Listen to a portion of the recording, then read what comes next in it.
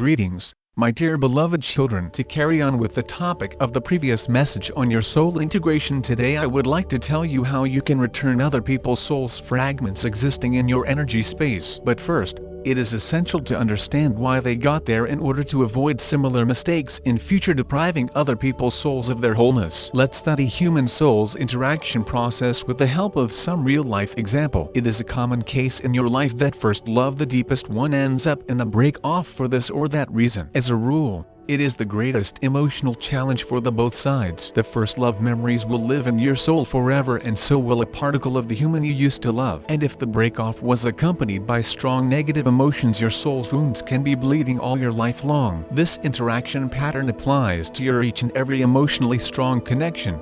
Since thought is material and there is no space or time limits for it, each time you recall your offender or the one you offended, you get back to the upsetting moment and send your arrows to their soul again. This way, though unconsciously, you supply with energy other people's soul's fragments that got stuck in your aura, as well as maintain existence of your soul fragments inhibiting other people's energy space. You can ask me, how about fond memories of our relatives, those we think of with love and care?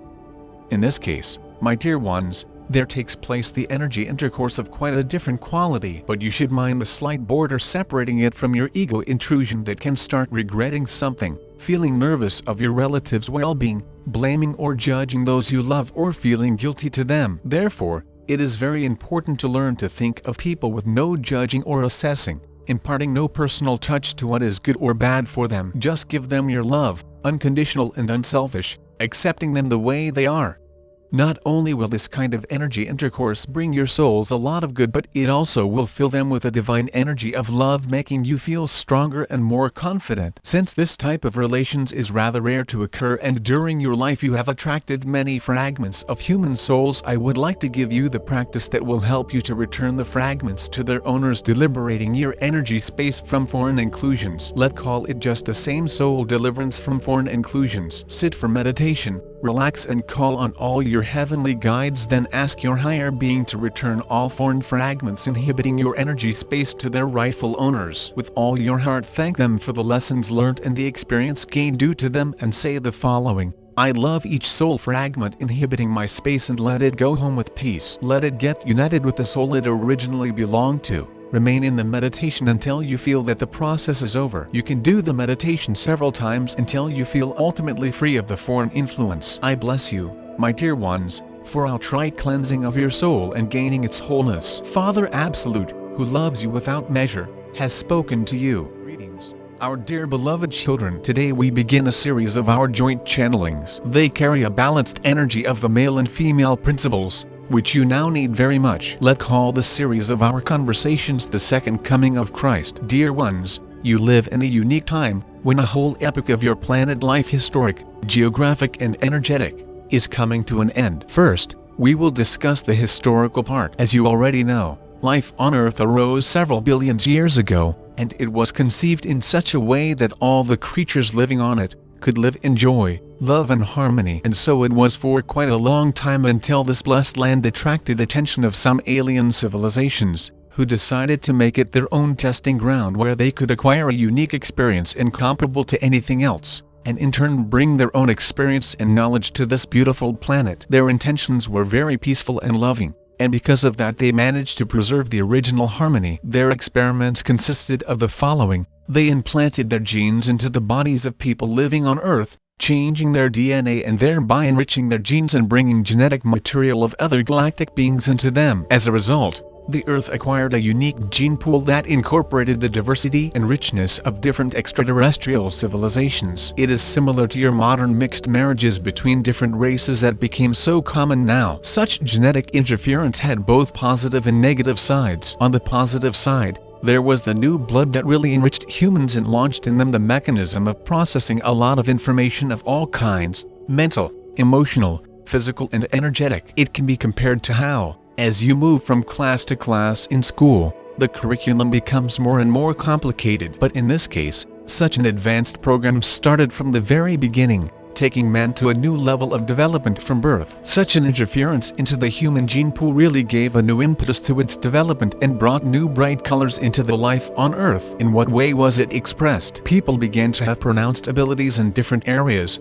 depending from which civilization their prevailing genes were from. People started to have technical or creative mindsets, artistic abilities, musical talents, practical personalities, or on the contrary freedom-loving and unpredictable, or temperamental and cold personalities. All of this has been preserved in you to this day, our dear ones. That is exactly why you are all so different. The legacy of your extraterrestrial ancestors has been trailing behind you for thousands of years. Very soon your scientists will learn to determine which alien civilization you belong to by calculating and analyzing peculiarities of your genes. It will bring positive results because it will become scientifically proven that all of you are one galactic family, which will be reunited in the very near future. We will stop here today. You Father Absolute and Mother of the Universe, who love you beyond measure, spoke with you today. Greetings, our dear beloved children. Today we will continue our story about the history of humanity that we began in the previous channeling. What else was positive about the fact that human DNA absorbed the genetic material of various alien civilizations? Mainly the fact that as a result the human race became a unifying element in a large galactic family. You are still unable to understand and realize this fully, but it is precisely your blood relations that attract such strong attention from representatives of other planets.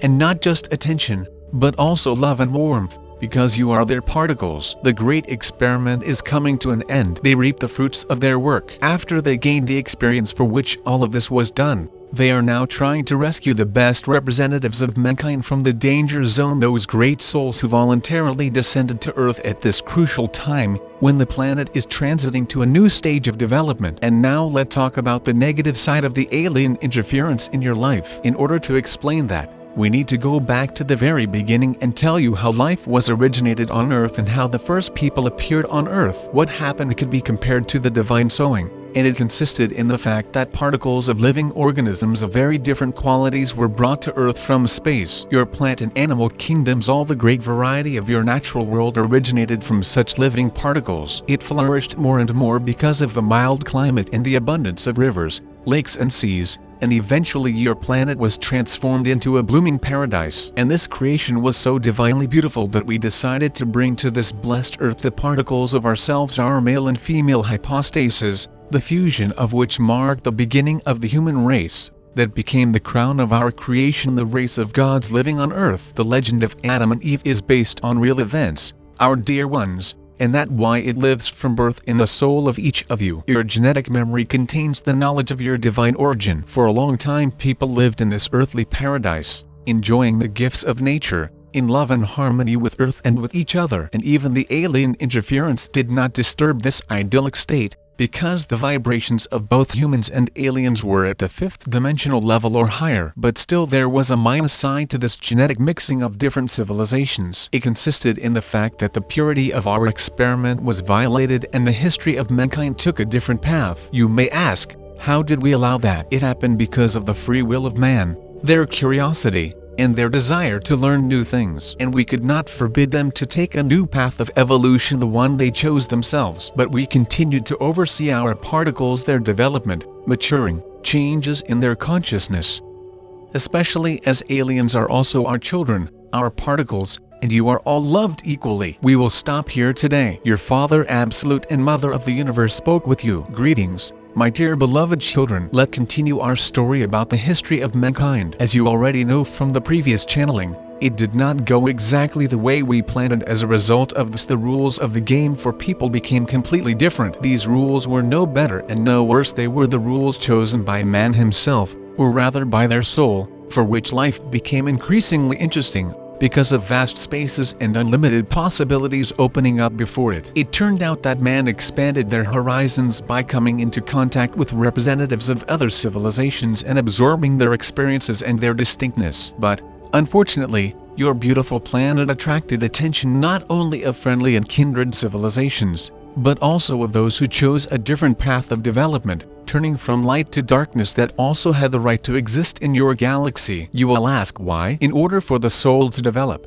it needs impulses of different vibrations, which mutually enrich each other through interaction, and by doing so exchange their experiences and knowledge. In other words, the diversity of the universe is the key to its development, evolution, transformation, and flowing from one state to another. Nothing can stay unchanged, including the consciousness of man. And each of you is given different options of development of events, and the right to freedom of choice. This also applies to collective consciousness. How does this happen? For example, similar wishes, emotions and thoughts of a large number of people, under the law of attraction, can attract and create relevant experiences and events. This is exactly what happened when the race of Draconians appeared on Earth and, unlike their predecessors who had descended to Earth with positive intentions, had completely different interests. They decided to put people at their service. They began their work in a very subtle and deceptive way, like real snake tempters. And the meaning of the snake tempter became embedded in your genetic memory. What they did first seemed innocent at first glance. They taught people how to flatter each other, how to say compliments and praise each other. This flattery started to generate vanity, self-admiration, and separation of oneself from everyone else. That was uncharacteristic of mankind, who had been previously living in love and unity. That is how the duality appeared on Earth, and then unnoticeably spread everywhere, creating greed, love for power, hypocrisy and self-interest. Gradually, the vibrations of people started to fall lower and lower, until they reached the level of third dimension. The Draconians, just like other alien races, brought changes into the genetic code of human beings, but unlike other aliens, they could not assimilate with people completely. The reason for that lay in the fact that the Draconian race did not carry a divine particle, despite the fact that they were also created by us. Their origination can be compared to an artificially created intelligence. It was also an experiment, the task of which was to observe the development of beings that did not have a divine origin. And now this experiment was entering a new stage, the beginning of their interaction with human beings. That stage dragged on for many millenniums. We will continue to talk about it in our next channeling. Your Father Absolute and Mother of the Universe, who love you beyond measure, spoke with you. Greetings, our dear beloved children. Last time we stopped when we were telling you that the alien energy of separation invaded your peaceful and happy lives, disturbed your harmony and peace, changed your consciousness, and a new stage in the history of humankind began, the life of duality. In order to consolidate their positions and to completely take hold of human minds, the Draconians conducted a unique operation, creating human-like creatures, reptiloids. Before that, they had been carrying out their plans by influencing people telepathically and implanting programs of separation into their minds. But now they had the opportunity to assimilate with people and to even have common offspring. It was happening very gradually, because people sensed intuitively that these beings did not have souls and therefore avoided them. But by using all kinds of tricks and sophisticated cunning, the Draconians managed to enter into marital relations with people and started to have children. Why were they so determined to have children with human beings and not with other reptiloids like themselves? It was very important for them that more and more similar to them creatures would appear on Earth, who would then gradually get hold of all Earth riches, and that in turn would give them money and power. They understood perfectly well that they were different from an average man, and they needed a disguise. They knew that reptiloids born from mixed marriages would be almost indistinguishable from humans, and that would allow them to successfully carry out their plans. However, not all children born from mixed marriages were reptiloids. If the mother or father were highly spiritual people, the sparkle of God within them always won, and as a result a human being was born. If they were materialistic people, whose interests were limited to the three-dimensional world,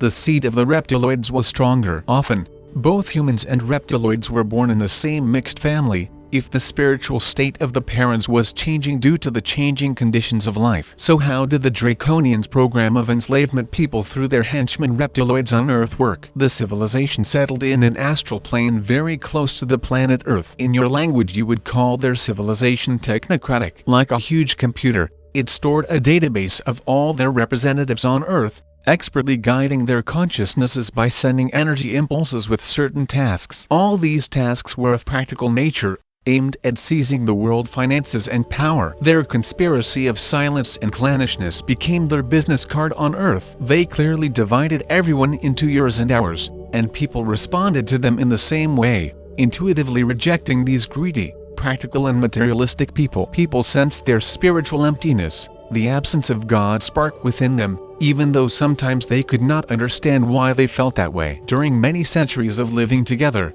there appeared a small layer of reptiloids who wanted to become more like people, and tried their best to break free from the draconian program imposed on them and find spirituality. These reptiloids sensed the beauty and strength of the soul that is a part of God, and they wanted to become such gods too. And if this desire was sincere and was coming from the heart, a soul was granted to them and they turned into a real human being. However, such cases were rare exceptions to the rule. We will stop here today, our dear ones. Father Absolute and Mother of the Universe, who love you beyond measure, spoke with you. Greetings, my dear beloved children. Today we will continue our story about the history of humanity, and we'll talk about how and why the technogenic civilization of Draconians, that DOES and have a divine origin, was able to subjugate the god-men living on Earth and make them live by their rules and laws. In order for you to understand better how their mechanism of enslaving people, launched by them, worked, imagine the soul of man as a bird and the reptiloids as bird catchers. They knew there were many kinds of birds,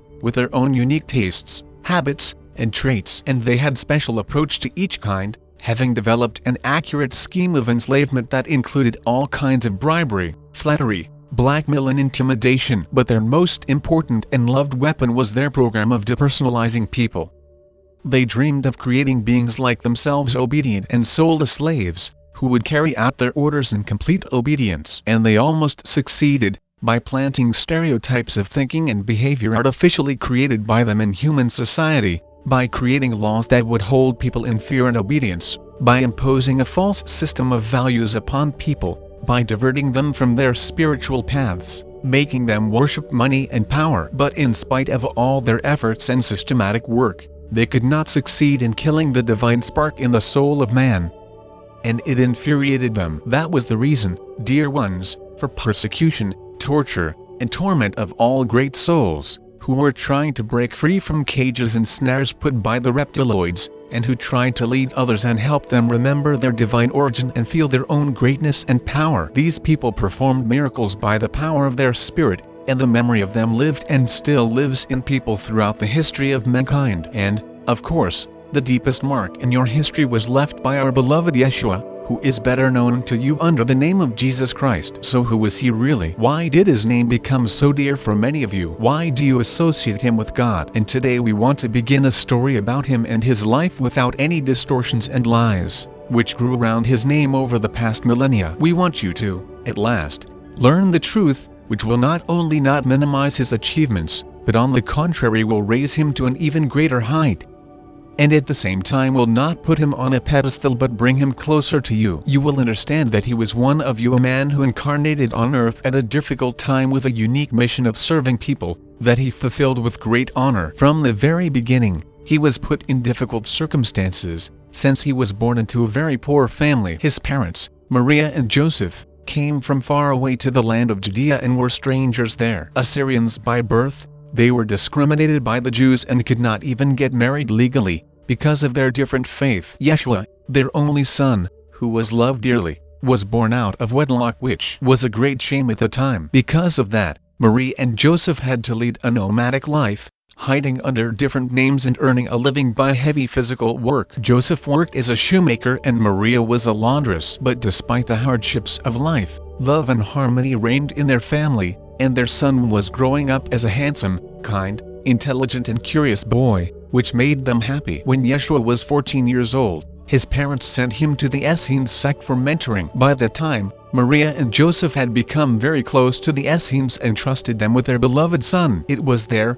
on the shores of the Dead Sea, that Yeshua received his first spiritual knowledge that helped him later fulfill his mission for which he came to earth for. We will continue this story in our next channeling. Your Father Absolute and Mother of the Universe, who love you beyond measure, spoke with you. Greetings, my dear beloved children. Today we will tell you about the years of Yeshua youth, which laid the foundation for his further spiritual growth. But first we have to explain who the Essenes were. At that time they were called cult members, hermits, dissidents, fanatics and so on. And in reality, they were the great initiates, who came to earth with a mission to bring people the divine knowledge, to teach them how to live according to the universal laws, not the laws imposed on humans by the reptiloids. And, of course, they did not choose the land of Judea by chance. It was the land where everyone was worshipping a golden calf, money as an object of worship. where the reptiloids felt they were the rulers of life. Their strengths were not equal, and people were not able to understand their message, because their consciousness was intoxicated by the new values imposed by the reptiloids. At this time, the reptiloids succeeded in placing their own people in all branches of power, and felt that they were in charge of the land of Judea. Therefore, all the Essenes could do was to win for themselves a piece of land, the rockiest, arid, and difficult for farming, the land no one else wanted, and start to live as a commune, isolated from the rest of the world. Luckily for the Essenes, the reptiloids did not feel any danger to themselves from these strange otherworldly people and didn't take them seriously. That is why they did not destroy them physically, and the Essenes were able to convey to people the divine knowledge they possessed. They wrote what they knew on pieces of papyrus, which they carefully hid in their caves on the shores of the Dead Sea. Despite the hardest life conditions, the commune of the Essenes was the prototype of the cities of light,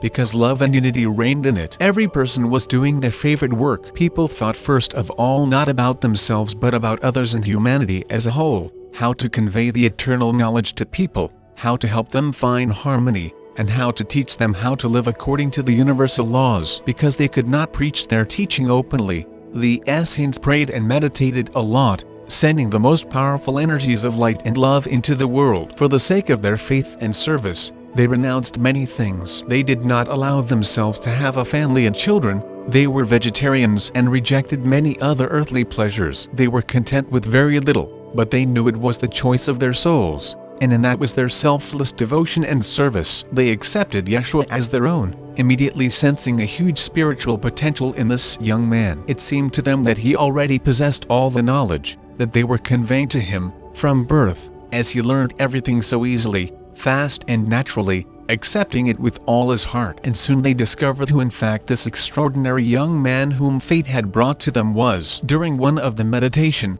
one of the elders of the commune received information from the higher powers that Yeshua was meant to play the main role in awakening the divine consciousness of people, and in order for that to happen he was destined to sacrifice his life for this. The higher powers asked the Essenes to take care of Yeshua and to give him shelter every time he needed it, and they fulfilled this request of the higher forces throughout Yeshua's whole life. We will stop here today. Father Absolute and Mother of the Universe, who love you without measure, spoke with you. Greetings, my dear beloved children. Let's continue our story about Yeshua youth. He stayed in the commune of the Essenes long enough, until he was 18 years old. During the 4 years of his stay, he gained not only a lot of spiritual knowledge, but also mastered several professions, which helped him make a living later in life. He learned carpenter skills, how to fire clay and make beautifully shaped jars. He also became a great gardener, and was able to create wonders even on the dry and stony land, because everything he touched yielded great fruits. He mastered a gift of public speaking, which helped him express his thoughts clearly, logically, and to the point in such a great way that they touched people's souls and stayed in their memory for a long time. But the most important gain from these 4 years with the Essenes was the unconditional love that they generously shared with the world and humanity. Yeshua always participated in group meditations with the Essenes, and he increasingly realized what a great strength and power could one achieve by coming in contact with the divine energy of light and love. He learned how to create a state of well-being within himself and how to remain filled with love every time he felt sad or was overwhelmed with fatigue and discontent. He started to feel the energies of different vibrations as if they were alive, and as if juggling them around, learned to transform low vibration energies into high vibration energies. It helped him very much in his later life, which would not be easy. Possessing such a skill allowed him to stay undisturbed, loving and compassionate in any circumstances, even most tragic. It was not easy for Yeshua to leave the Essenes commune, which became a real family for him. He grew attached to them with all his heart and felt completely safe there. But he understood that it was time to start his independent life. That his mission, unlike the mission of his teachers, was different. He had to carry the knowledge received from the Essenes to the masses. He had to reveal the divine laws. He had to explain to them how a life lived in accordance with the laws of duality can lead to a great spiritual fall. He had to bring light and love to all people. The light and love which were so generously given to him by the Essenes and by the higher forces, whose presence he always felt. After receiving the blessing of his parents and teachers, he embarked upon his independent path, armed with the belief that all the forces of light will always help him in difficult times. But after immersing into the whirlpool of city life and interacting with its inhabitants, he realized what a great abyss there was between the spiritual purity that he got accustomed to whilst living with the Essenes, and the way of life of the majority of people whom he was destined to meet. His attempts to talk to them about non-material subjects were met with misunderstanding, distrust and mockery. This young man seemed to them strange and odd, alien and mysterious. The fact that he was too young was also a factor, because in those distant times admiration for old people was considered to be one of the greatest virtues. Thus, Yeshua's first attempts to bring his spiritual knowledge to people were not successful. He had nothing left to do but to start living in this society, trying to understand people's psychology, their needs and demands. In other words, he had to learn how to approach people, how to speak their language, operating with concepts familiar to them. He had to become one of them without losing his purity and spiritual potential, which he already had when he came to earth and which were strengthened by the Essenes, his dear teachers. A new page of his life began his coming to the masses of people. Your Father Absolute and Mother of the Universe, who love you without measure, spoke with you. Today we will begin to tell you how Yeshua was growing to maturity, as a person who came to earth to experience life in the three-dimensional world. This period of his life lasted for 15 years and was very diverse. He was given an opportunity to perceive life in all its various aspects. Because he was meant to live on earth for only 33 years, it seemed that every experience was given to him in a very compressed way. So rapidly the events in his life unfolded and so many tests were sent to him. It seemed that every day, every hour, his strength and resilience were tested, for so many temptations he faced on his path. Owing to his beauty, intellect, charm and unfailing benevolence, he learned fast how to find a common language with very different people. Like his parents, he preferred to lead a nomadic lifestyle in order to get to know the world in all its complexity. For a little more than 2 years, he walked all over Judea, doing occasional jobs here and there, using the skills he learned in the Essenes commune. More than anything else, he loved to work as a gardener. He saw every plant and every flower as a divine creature and gave them all the love he had. They responded to him in the same way, and such mutual love created astonishing results. Yeshua was gladly invited into the houses of rich people, where he created real gardens of paradise. He was able to save some money and could now afford some small pleasures of life. Thus, he got very attracted to the theater, which was very popular at that time. The performances were held right on the streets during big festivals or on market days. Most often,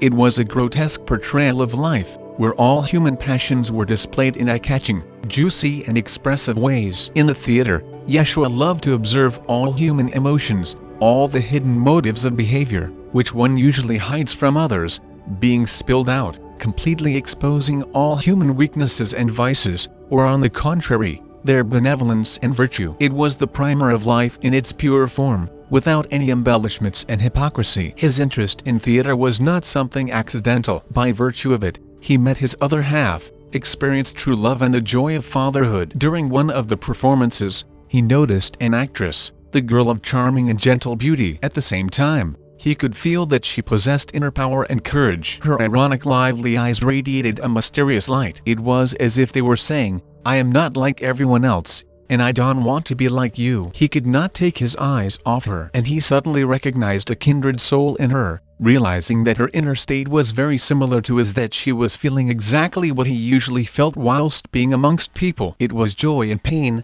love and compassion, fun and sadness at the same time. The whole mixture of contradictory feelings that people evoked in him with all their virtues and shortcomings, weaknesses and vices, but sometimes with their noble aspirations and sincere generosity. That feeling was so unusual and so exciting for him. He could not take his eyes off this astonishing girl, but could not find enough courage to approach her after the performance. He had to handle his emotions first. But he already knew, he felt with all his heart, that their next meeting is unavoidable. The girl name was Maria, like his dear mother name. We will stop here today. Your Father Absolute and Mother of the Universe spoke with you. Greetings, my dear beloved children. Let's continue with our story about the predestined meeting of Yeshua and his other half, who was Mary Magdalene. And why did she, just as Yeshua, left such a deep mark on the history of mankind? Why do people worship her as a saint? She was a great soul, as well as Yeshua, who came to Earth with a mission to awaken humanity and bring the divine knowledge back to them. She was born in a family of a fish merchant. Her family came to Jerusalem from the Mediterranean region. Mary's father died when she was very young, and her mother had to support her and her younger sister. The family was very poor, and Mary had to work from a very young age. Her artistic talents became apparent early in life. Mary was a good singer and dancer. Thanks to her good looks, exceptional femininity and great charm, she always attracted attention of men. Being smart and perceptive, she often used that to her advantage. But she always did that in a fun or playful way, never causing any harm to her admirers or any other people. Mary had a kind and compassionate heart and did not know what jealousy or hypocrisy were. She had a remarkable personality combining everyday practicality and purity of a child, flirtatiousness and spontaneity, joy and sadness, insightfulness and credulity. And because of such a multicolored palette of feelings and emotions, combined with a sense of humor and rare charm, she was the embodiment of a true woman. No one could resist her, and she, in turn, fell in love often. Because of her ardent temperament, she did not stay alone for long. In her heart, Mary was an actress, and, whenever there was an opportunity, she took part in the plays she liked. Yeshua saw her performing in one of such plays. But unlike others, who only saw her external beauty, he saw her inner beauty. He didn't see just a light-minded actress, but a woman with a rich inner world who was different from all the other girls he had met before. He came to see the same performance for the second time, and then the third, and only then he finally decided to meet her. It happened quite unexpectedly. It seemed that destiny itself helped them and made this meeting beautiful and memorable. After the performance, one drunk admirer decided to buy the actress he liked. Yeshua, who noticed Mary's frightened and bewildered face, took her hand, saying, "Let run," and led her through the maze of narrow Jerusalem streets. Once in a safe place, they stopped and at last looked into each other's eyes. It was love at first sight. It seemed that their souls united into one, and without any words, they realized they could never separate again. Yeshua brought her into his house the same evening, and they started their life together. The life full of travel and adventures. The life that gave them so many happy moments, unforgettable days and nights. It seemed that they were swimming together in the waves of life, gently and harmoniously, always understanding and supporting each other. Their relationship was based not only on love, but on great respect for each other. Because they both realized, or rather sensed, that they were both unusual people and had an unusual life ahead of them. Mary absorbed all the spiritual knowledge that Yeshua shared with her fast. It seemed to her that what she was learning was not new to her, that she had always known these universal laws and how the universe is designed, and that she simply returned home through the stories of her beloved husband. Love and spiritual closeness strengthened their union with the great divine seal, which was the greatest guarantee for a happy family life. Your Father absolute and Mother of the universe, who love you beyond measure, spoke with you. Greetings, my dear beloved children. Last time we spoke to you, we were telling you that Yeshua met his true love, a woman who would be his life companion and loyal wife for the rest of his earthly path. He introduced Mary to his parents and to his dear teachers, the Essenes. Both the parents and the Essenes liked her. They felt the purity of her soul and her honesty, despite the fact that Mary Magdalene did not exactly fit into the image of decency established in society by the reptiloids at that time. Even such a sacred concept as family was transformed into an object of buying and selling. Such customs created so much grief and misery, separating those who loved each other and often uniting those who hated each other. Horrible lawlessness was taking place in the name of law and religion, condemning thousands of people to sad and miserable lives with spouses they did not love. That is why Yeshua parents and wise Essenes were very happy that Yeshua found his true love. They could not stop looking at the beautiful couple, where one complemented another. Strong and masculine, Yeshua seemed like a great support for a petite and delicate Mary Magdalene, who was the embodiment of femininity and love. It was a great symbol of unity of the male and female principles, such a rare, exceptional case, when the two twin flames met each other on earth. When the two divine halves, two kindred souls, united into one in their physical incarnation. Such happiness was not given to them by chance. It would have been very difficult for Yeshua to fulfill his mission by himself if he did not have this wonderful woman by his side. This angel, who became his main protection on earth. For a deep and sincere love of a woman is capable of creating wonders and inspires a man to great deeds and heroic acts. They spent several months with the Essenes, who made an exception for their favorite student and provided a separate cell for him and his wife. Yeshua really wanted for Mary to submerge into the atmosphere of love and goodness and to take part in the meditations of the Essenes. He wanted her to feel a part of the universe, to absorb the energy of light with which this wonderful place was filled. This place had dry and poor soil, but was filled with the energies of the Creator. Mary gained a lot during these several months of her stay. She immediately loved the kindred atmosphere of this place, accepted all their teachings with all her heart and inhaled the spiritual knowledge with hunger. Then, on the advice of the Essenes elders, they decided to undertake a trip to India where they could complete their spiritual training, taking of the ancient knowledge of the East and mastering the secrets of meditation of famous yogis. It was decided that they would have to join one of the caravans carrying goods to India. Such a chance soon came and they embarked on a long journey, which took several months. On the way, Yeshua helped the merchants with their camels, and Mary cooked food for them. By doing that, they were able to save quite a bit of money, which they needed because they did not know what was awaiting them or how long their journey might take. They were used to trusting the Creator and the higher powers who led them in life and always guided to the right path. They were young and happy, and they had a new remarkable life ahead of them. They were both curious and joyfully accepted everything they came across on their way. That is why the journey was not exhausting for them, despite all the difficulties. We will stop here today. Your Father Absolute and Mother of the Universe, who love you without measure, spoke with you. Greetings, my dear beloved children. At last their long journey came to an end. Yeshua and Mary Magdalene arrived to India. They spent several unforgettable days on the shores of the ocean, enjoying the beauty and peace after the difficult journey. And then they headed to a special place, where according to the Essenes, the great initiates lived at the foot of Mount Kailash in Tibet. A long way across the whole of India was ahead of them, and they decided to do it on foot. They wanted to learn about the ancient Indian culture, to see with their own eyes the great miracles performed by the yogis, to feel the atmosphere of this great country and its special energy. They only knew what a general goal of their journey was. Regarding everything else they trusted the Creator. Yeshua and Mary went slowly, stopping at the places they liked, learning the language, because they realized that without the language they wouldn't be able to learn all the knowledge they needed. They became filled with the spirit of this colorful and diverse country, which reminded them of a quilt. There was such a mixture of so many cultures, traditions and religions, but its greatest pride was undoubtedly in the culture of yoga, this ancient teaching, which helped people open their inner capabilities and feel themselves as superhuman, divine beings. But the more Yeshua and Mary Magdalene became familiar with this culture, the more they understood what a great abyss there was between the yogis who performed miracles on the streets to entertain the public,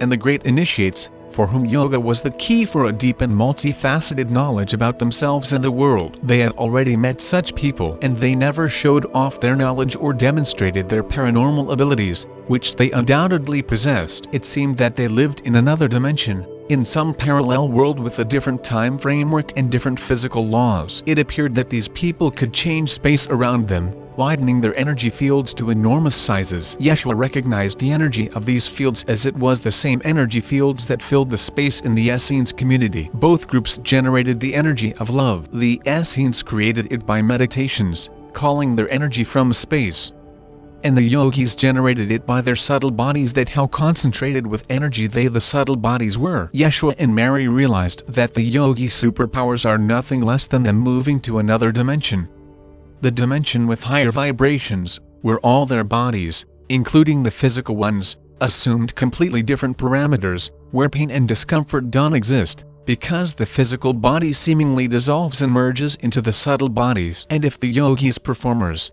after a long training, could enter such state for only moments, the yogis initiates could stay in it for years. In those times, the school of yogis already existed, and Mary and Yeshua visited several classes in such schools to learn the basics of yoga and feel its energy. It was a very interesting and exciting experience, but they understood clearly that they went through such an arduous journey not exactly for that. The goal of their journey was different. They had to reach the great initiates and acquire a profound true knowledge from them, which had been accumulated through the centuries and stayed hidden in this mysterious place in the mountains of Tibet. They knew that their mission was to bring this knowledge to people, that only they could change people's consciousness and return them their divine sparks, the sparks that were lost when they became submerged into the three-dimensional world. Father Absolute and Mother of the Universe, who love you without measure, spoke with you. Greetings, my dear beloved children. Let's continue our story about Yeshua and Mary Magdalene trip to India. They had been there a year already. By that time, Mary was expecting a child, and it became difficult for them to travel. So they decided to stay in a small town in northwest India, which wasn't too far from their destination. The Creator helped them once again by sending them good people and providing them with a roof over their heads. They stayed with quite a well-off family, who were pleasant and kind people. They were also very devoted Buddhists. Yeshua had a great pair of hands,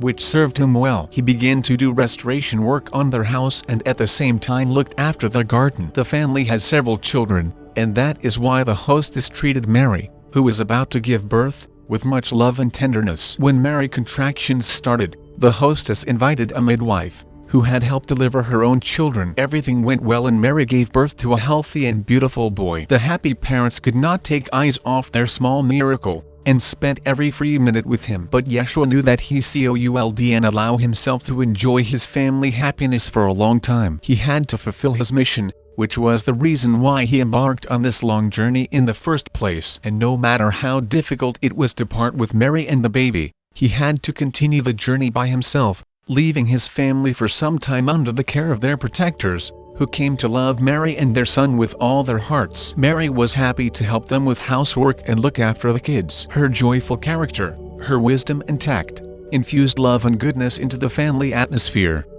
And for that the hosts were very grateful. It all happened so naturally and harmoniously, that Yeshua and Mary had no doubts that once again the higher powers took them under their wing. That is why Yeshua was able to say goodbye to his beloved ones with peace in his heart, and embarked on a journey alone. He knew that the mountains of Tibet was a very harsh region, and was happy that he left his family in a nice, warm home with good and kind people. This time, he did not stop on his way, but went straight to his destination. Tibet was a beautiful and magnificent place, with pure and transparent air, and unusual silence. It was a real abode of gods. But where could the great initiates be, of whom the Essenes told him? He had to find them no matter what. He started off by finding a shelter in a tiny village, which was located right at the foot of the mountain, and slowly began to get acquainted with its inhabitants. They were very different from regular Indians and conversed in a language he did not know, but, fortunately, they understood him. Soon,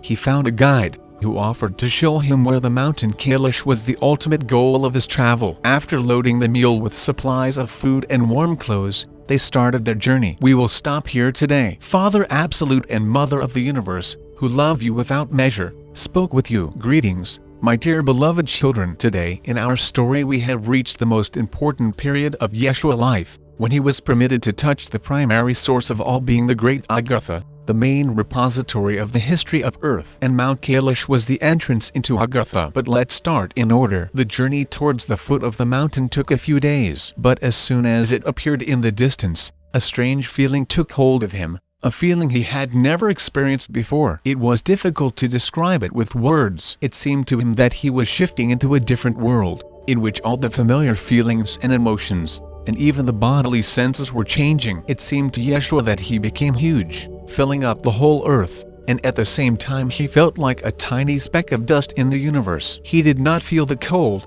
hunger or thirst. He was filled with such a bliss. It seemed his body would not be able to tolerate this flow of love, in which he found himself and which was carrying him gently and carefully towards this remarkable mountain. But at the same time, something strange was happening with his guide. The guide was writhing with pain and could not make a single step further. He was in panic from fear. He said he would not go any further for any amount of money and rushed back. Yeshua was left by himself, but not only did he not feel any fear, but on the contrary, it seemed like he was flying on the wings towards this astonishing mountain that looked like a pyramid. And then he heard a voice in his head, or rather not a voice, but warm pulsating waves which were transmitting information. He suddenly realized with his whole being that it was the voice of God. He heard the following: "Do not be afraid, my beloved son. You are home among friends. You are loved and are being waited for in this divine country named Agartha. Just close your eyes and ask to take you where the greatest souls who have ever lived on earth will meet you. You are one of them, and the only difference between you and them is that you are still in your physical body, whilst they have already finished their earthly paths and have completed the cycle of incarnations. They have so much to tell you, and you are the first one, whom I give the opportunity to enter this great country whilst still in incarnation. It will be a beginning of your service, your mission, that you have chosen before coming to Earth. You will find out about the history of Earth and the history of your soul. That will allow you to realize fully who you really are. You will meet your star family, who will become the source of support on your path, as well as other great souls, who have been accompanying you so far and will continue to do so in this life. All of them are eagerly expecting you. Yeshua closed his eyes, and entering a meditative state, thanked God for his love and trust, and asked to be moved to Agartha. Immediately, he sensed how the space around him started to change. It seemed that the layers of air started to shift, moving away an invisible veil, and his body softly but surely started to seep through invisible air membranes. Suddenly, he felt an unusual lightness and a complete freedom from his physical shell, as if his invisible non-physical twin slipped out of him. He opened his eyes and noticed that he was still in his body, but the body became translucent and luminous. He looked around and felt like he found himself in a fairy tale. Father Absolute and Mother of the Universe, who love you without measure, spoke with you. Greetings, my dear beloved children. Last time our story stopped when Yeshua shifted into Agartha with all his bodies. He was standing in the middle of a beautiful temple. It was enormous, and soon Yeshua understood why. The priests of Agartha, who came out to greet him from the doors hidden behind the columns, were very, very tall. This temple was the main sanctuary of Agartha, where representatives of all civilizations that have ever existed on Earth were gathering together to make decisions. Yeshua suddenly felt so small and so lost amidst all this greatness and magnificence. The priests, sensing his state of mind, enveloped him in the unseen cloud of love, and the feeling of bliss came over him again. Then they addressed Yeshua with friendly smiles. But just as the Father, they did not speak any words, but transmitted their thoughts into his head telepathically with warm, soft pulsations. There were 3 priests who represented the 3 greatest civilizations, Hyperborea, Lemuria and Atlantis. They said they were very happy to see Yeshua in their beautiful country and that he would have to spend a sufficient amount of time there, because the great mission lying ahead of him on Earth required careful preparation. It was decided that what was only revealed to souls once they were already in the process of transition between reincarnations, in subtle planes of existence, will be revealed to Yeshua while he was still alive. This exception was made in an attempt to prevent the final fall of mankind into low vibrations, given its current critical state. They explained to Yeshua that he was the greatest soul, who came to Earth from an 8th-dimensional world.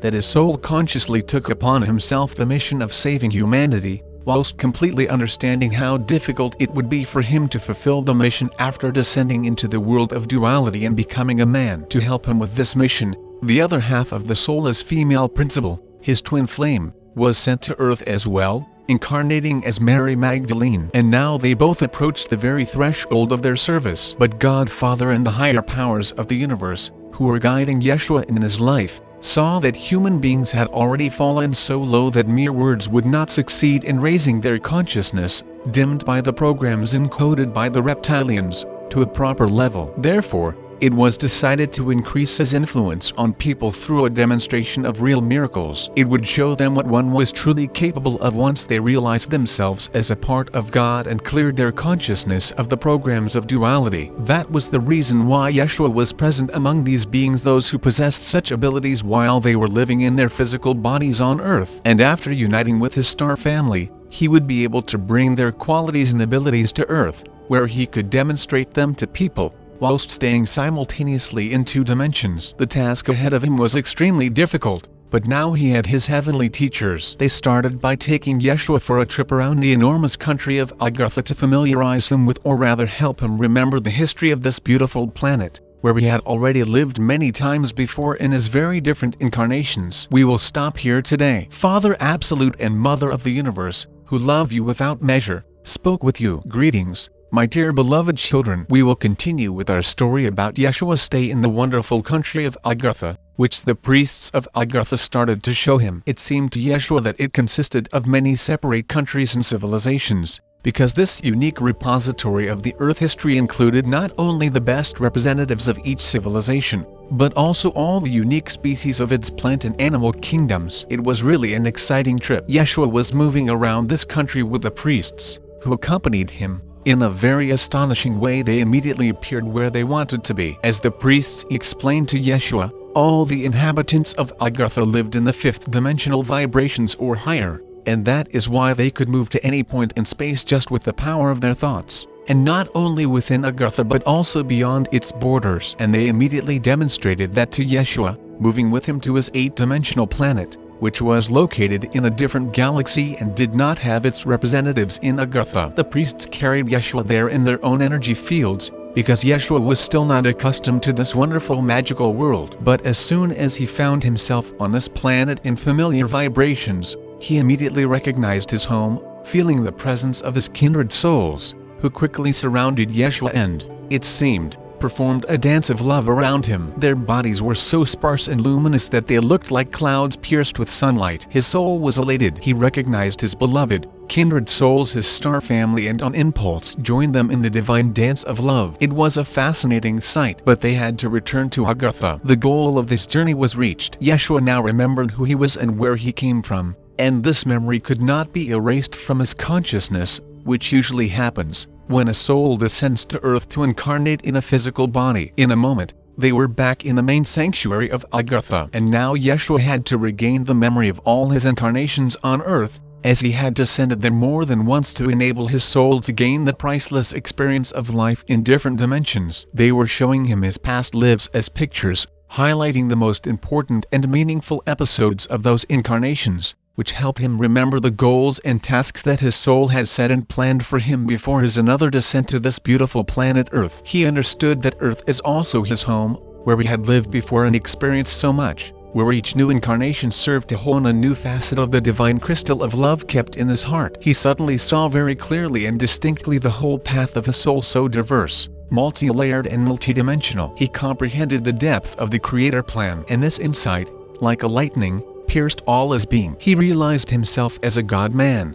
for whom anything is possible. He was filled with such love and gratitude for the knowledge gifted to him that, it seemed, he became complete love, which he wanted to share with the entire world, with all the people, animals and plants, with the whole universe. And he now knew that this feeling will never leave him. Father Absolute and Mother of the Universe, who love you without measure, spoke with you. Greetings, my dear beloved children. Today we will tell you about the last days of Yeshua's stay in Agartha. He did not feel the passage of time, because the world of Agartha was so unlike the material world of Earth. Different laws were working there, both spiritual and physical. Now Yeshua was being trained to transfer to Earth the state in which he was now, to be able to live on Earth without losing his higher vibrations, staying simultaneously in several dimensions, and moving freely from one to another. However, what was considered ordinary in Agartha, was considered a miracle on Earth. Thus, almost all the inhabitants of Agartha possessed skills of teleportation and telekinesis,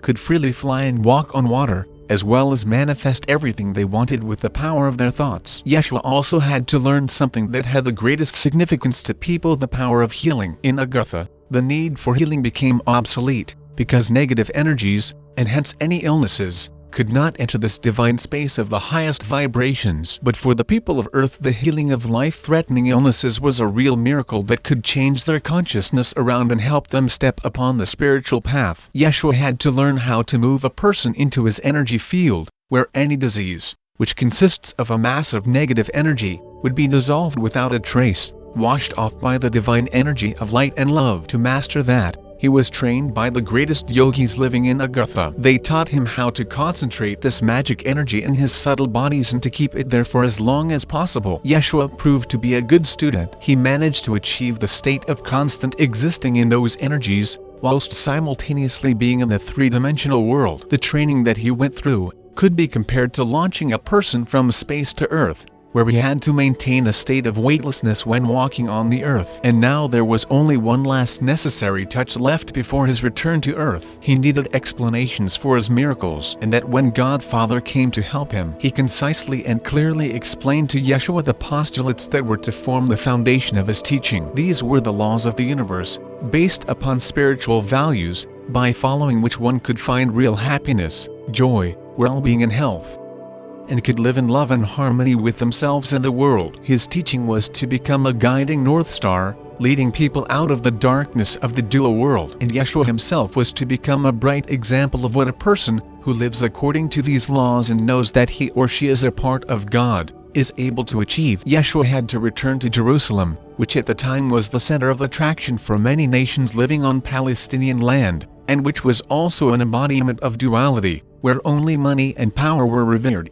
and where a rebirth of spirituality would be of special value and significance. He had to dissolve all the energies of low vibrations accumulated there with the power of his love, and that would change the consciousness of people and return them to God. And he had to show them by his own example that it was possible. Father Absolute and Mother of the Universe, who love you without measure, spoke with you. Greetings, my dear beloved children. Now, the time has come for Yeshua to leave Agartha and to step upon his own journey. He understood that the unseen presence of his heavenly teachers would support him very much, and that knowledge filled his entire being with calmness and confidence that everything would be exactly as it was intended by the Creator and his own soul. The minute of their parting came, and it became a great, final chord that raised him to a height unseen by a human being before, and sounded in him until the end of his earthly path. In the main sanctuary of Agartha, the elders of all civilizations inhabiting the country gathered together. They blessed Yeshua in a wonderful way. Each of them imparted an energetic impulse,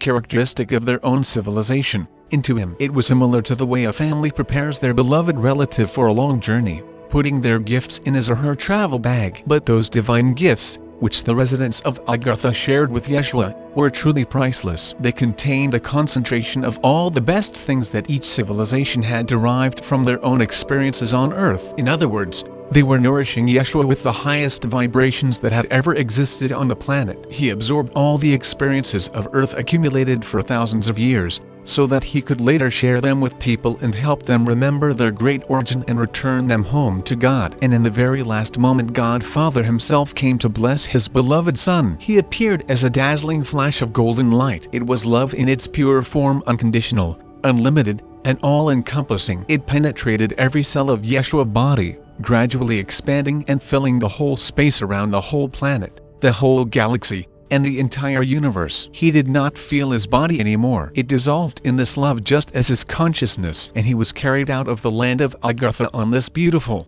divine wave of love. After a moment, he found himself at the same place where his journey to this wonderful country started. To his astonishment, the same guide was standing next to his mule, as if they had parted a minute ago. But the guide did not see him. He was looking through him, not feeling his presence. And then he heard the voice of the Father in his head. My son, in order to return to the third dimension, you have to consolidate your body. Just think about it and you will return to your former state. Yeshua remembered himself as he had been before his visit to Agartha, and immediately felt his body. The guide rushed to him immediately and started to tell anxiously what had happened to him during this time. He returned to his village, frightened by that unprecedented force that fell upon him at the foot of the mountain. But soon an overwhelming desire to return back took hold of him. It seemed that someone invisible took him by the hand and led him to the same place where he left Yeshua. It turned out that Yeshua was absent for only a few hours, but to him they seemed like an eternity, completely changing his consciousness and all his subsequent life. They started on their way back. A new stage of his life was beginning,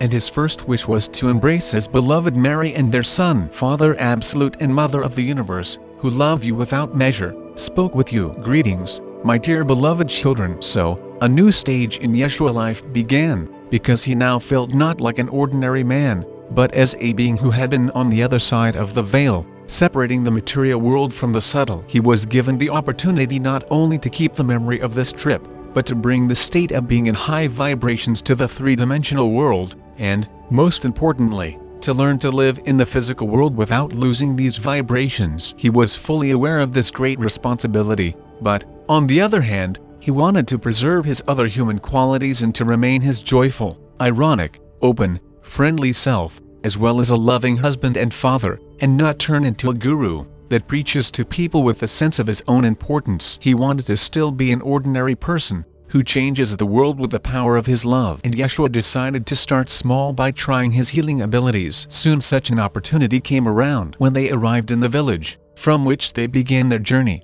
the guide offered Yeshua to spend the night in his house. Before going on, the father of the guide was laying on a mat in the corner. His entire right side was paralyzed. Yeshua went up to him, stretching his arms forward in such a way that he could cover the body of the old man, closed his eyes and, in his mind, enveloped the man in the divine energy of light and love, that was flowing from his heart chakra in a powerful stream. Yeshua imagined how the motionless flesh of the old man comes to live, as black sticky clots of energy dissolved in the stream, becoming a golden light. He saw with his inner eyes that the old man gets up from his mat, happily gazing around, not quite believing his happiness. And this picture was so bright and vivid, that Yeshua understood that his experiment succeeded. He opened his eyes and saw that the old man looks at him intently. Then Yeshua looked at the paralyzed arm. The fingers of the man's hand first twitched tentatively and then began to move. The guide, who was witnessing the scene, rushed to his father, threw back his cover and started to watch what was happening with his body. It began to come alive before his very eyes. His family,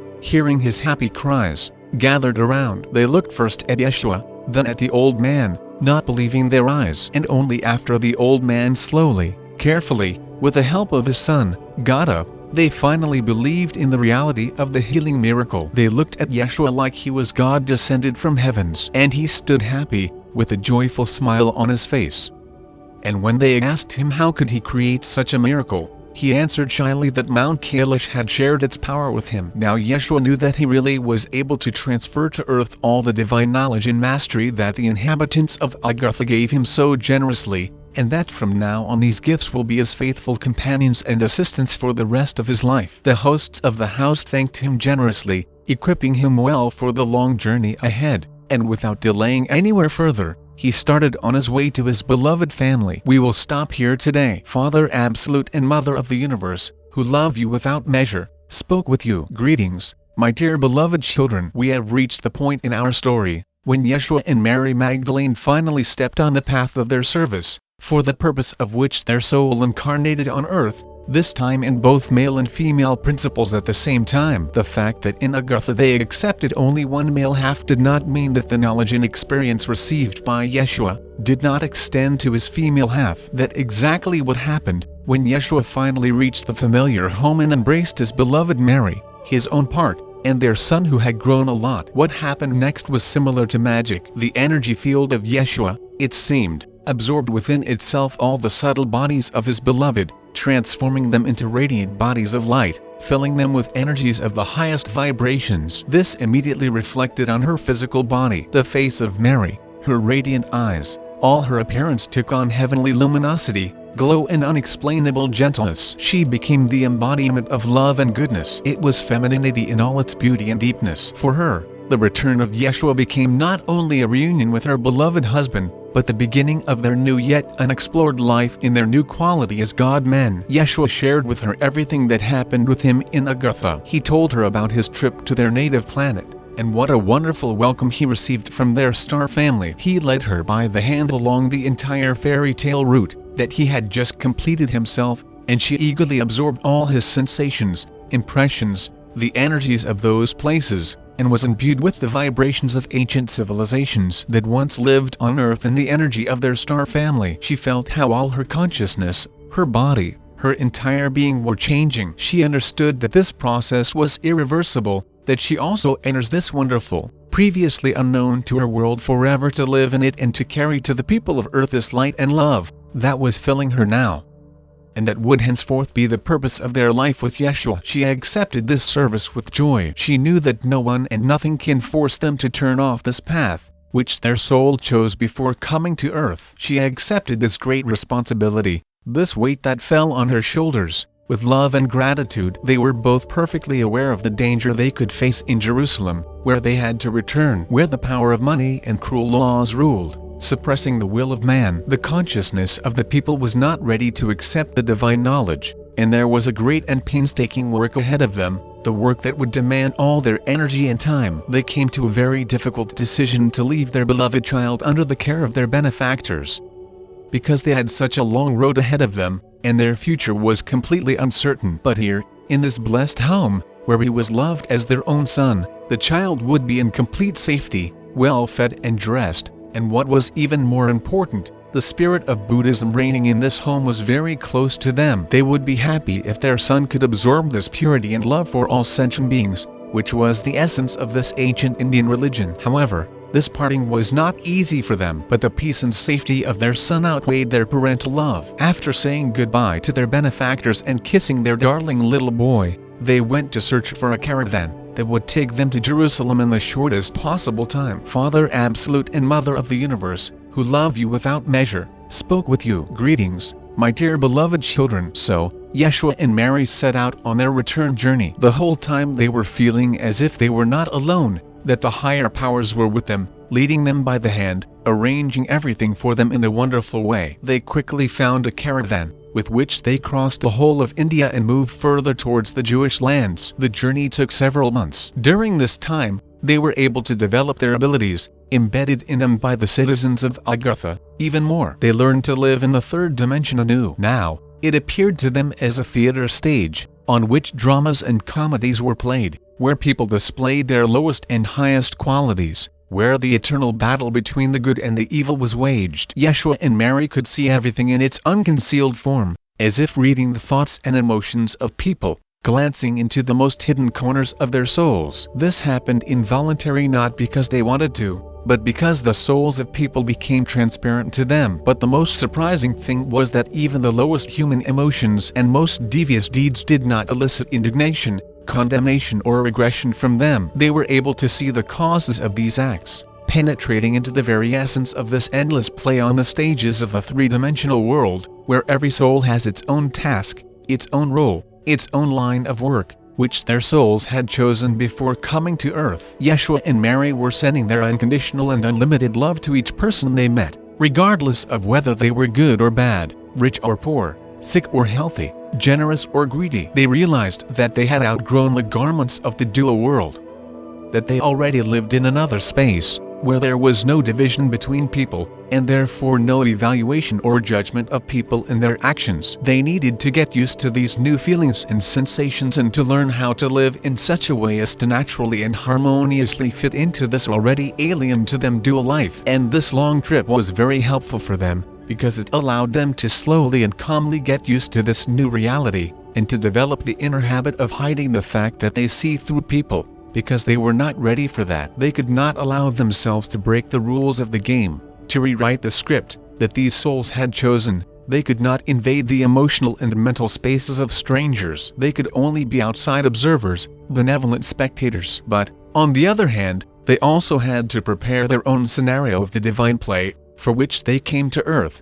descending from the heights of the 8th dimension to this three-dimensional world to help humanity to ascend at least one step higher. And they decided to start by constantly filling the space around them with the divine light and love and observing how people react to it. There were many unexpected surprises waiting for them, both disappointing and pleasant ones. The actions of the people caught in the divine streams were sometimes unpredictable, as they could not understand or explain their soul's impulses. It was similar to how people dive into the water. Some go to the bottom like a stone and others float to the surface and rock on the waves, spreading arms with bliss. That is how Yeshua and Mary gradually learned their first lessons on earth in their new quality of God-men. Father Absolute and Mother of the Universe, who love you without measure, spoke with you. Greetings, my dear beloved children. Let's continue our story about the lives of Yeshua and Mary Magdalene in the new reality that was new to them. Very few people could notice, let alone realize, what an unusual couple was next to them,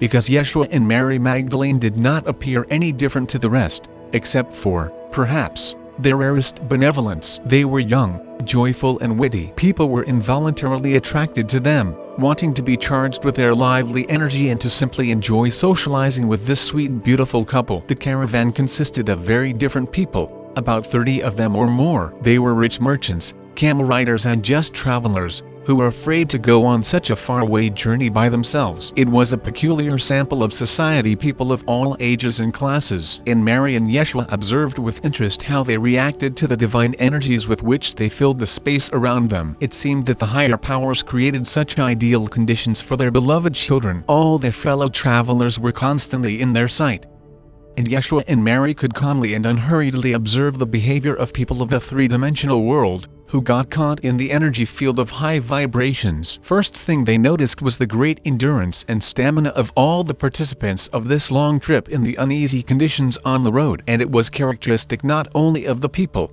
but of the animals as well. None of them got sick, and, what was especially pleasant, none of them experienced physical overloads, Even though their daily treks were incomparably longer than the ones they did on the way to India, they also noticed that the atmosphere in the caravan was surprisingly peaceful and benevolent. And if some small disputes or frictions did arise, Yeshua sent an additional energy stream from his heart chakra towards these people, and the looming conflict got dissolved in it before it even started. But the most interesting of their observations was that the small wounds that were inevitable on the road healed almost immediately.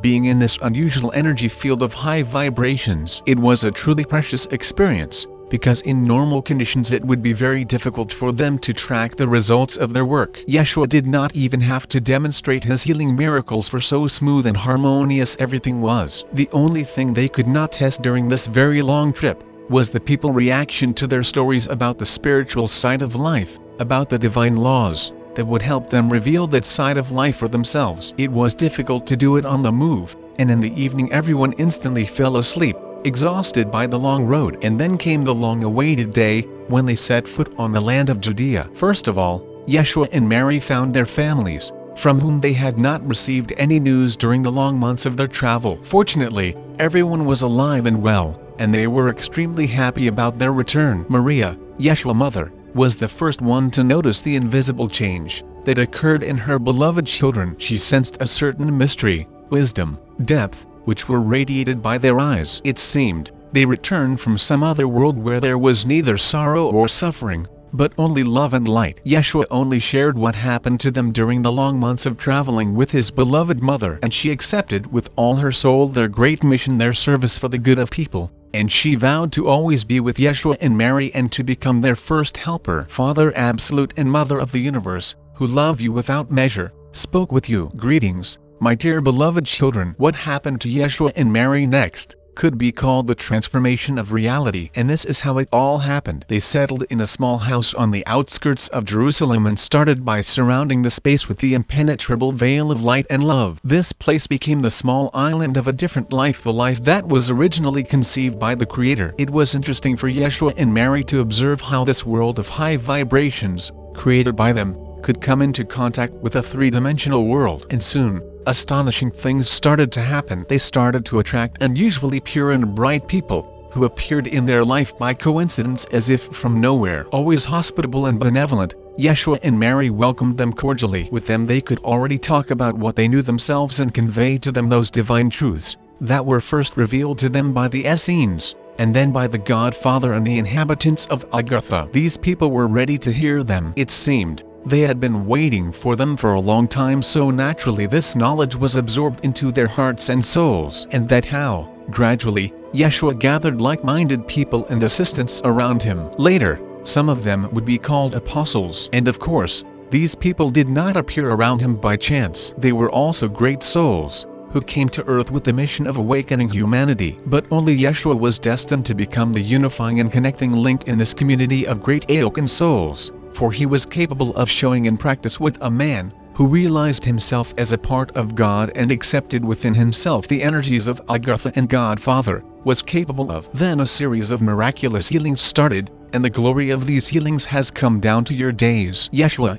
knowing the laws of the universe and understanding that each soul goes through its own unique and much-needed experience, asked God the Father and the higher powers to send him only those people for whom healing would become the next step for spiritual growth, who were ready to use the miracle of healing, gifted to them, for the good, and not to fall further into the world of duality. In other words, only those for whom this intervention would not become a hindrance to the development of their souls. He, like no one else, knew and understood that good deeds are not really always done for the good of all. And the higher powers heard him. Those people, whom he miraculously healed, were transformed not only physically, but spiritually right in front of one's eyes. The divine touch of Yeshua revived not only their bodies, but also their souls. These people could not live as they had lived before anymore. They began to search for the higher meaning of their existence. They learned to listen to themselves, and started seeking their true life purpose. They tried to help others in the same way that Yeshua helped them,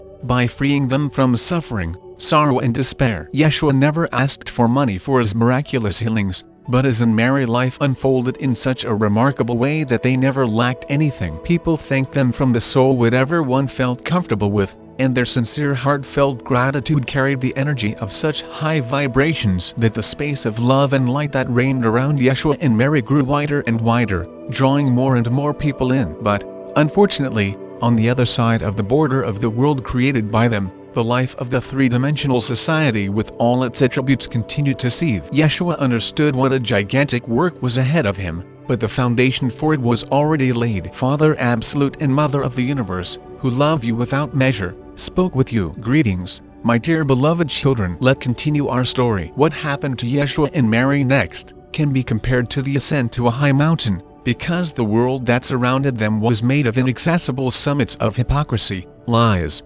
greed, lies, selfishness, lust for power, and they stood at the foot of this mountain, not knowing from which side to begin their ascent. Unlike ordinary people, who cleverly climbed up using all kinds of auxiliary tools in the form of flattery, cunning, bribery and much more, Yeshua and Mary were only given the unconditional love as help. And it was only with this love that they had to change the world to bring the principles of spirituality and different human values into it. It seemed they were swimming against the current, and there was no end to that. Several years passed, and Mary gave birth to a baby girl, who lit up their life with endless joy and happiness. But they greatly missed their son, who had been left in faraway India. And after a long consideration, they decided to go there again. It was also necessary for them to take a break from their untiring work in enlightening people. By that time, Yeshua had enough disciples who were ready to follow him and to carry the divine knowledge to people. They saw how happy and harmonious was Yeshua and Mary life,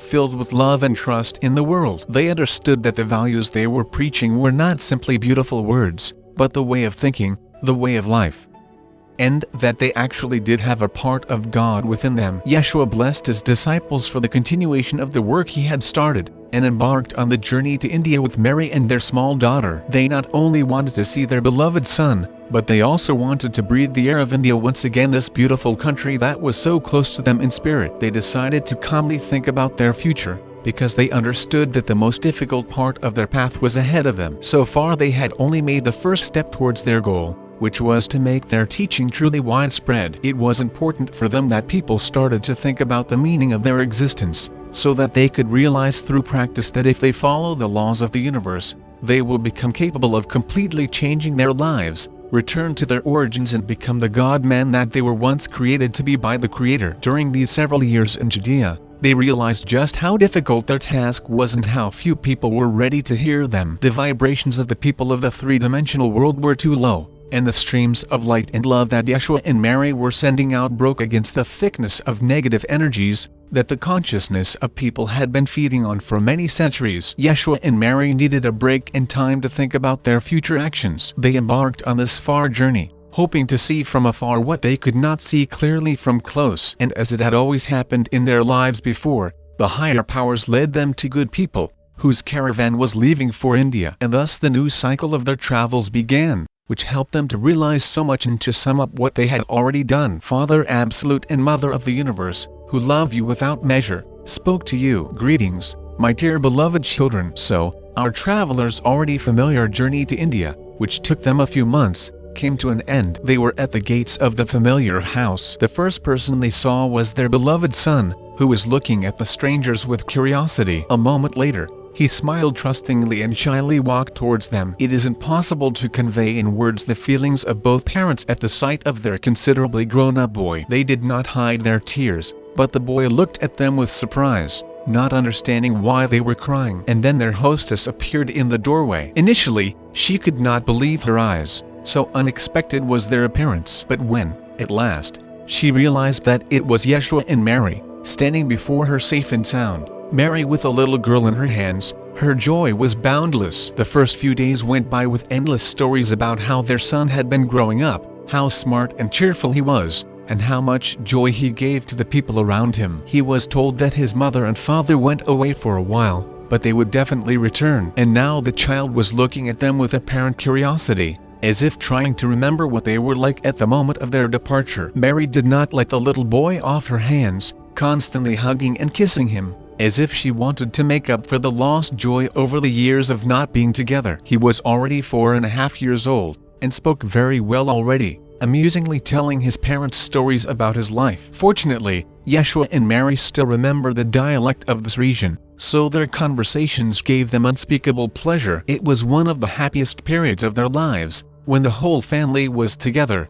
and their dear benefactors were happy for them just as much as they were themselves. They lived together for almost half a year. As before, Mary helped with the household chores in this big family, which had grown and already included grandchildren. Yeshua earned a reputation of a well-known healer and miracle worker. He used his knowledge and skills to the full, but realized that that was not the goal of his life. He had to find that key that would open the door to the hearts of thousands and even hundreds of thousands of people living in darkness, but he still could not find it. And then he made a decision to take a second trip to Mount Kailash, to be able to immerse again into the divine atmosphere of Agartha and ask advice from its priests. He dreamed of dissolving in the unconditional and unlimited love of the Godfather. He wanted to beg him for help, because he could not find the right solution himself. He was ready to sacrifice everything, even his life, in the name of the service that his soul chose. However, he wanted to do it so that his sacrifice would not be in vain, but would help to awaken the consciousness of as many people as possible. That what was behind his decision to go to Mount Kailash for the second time,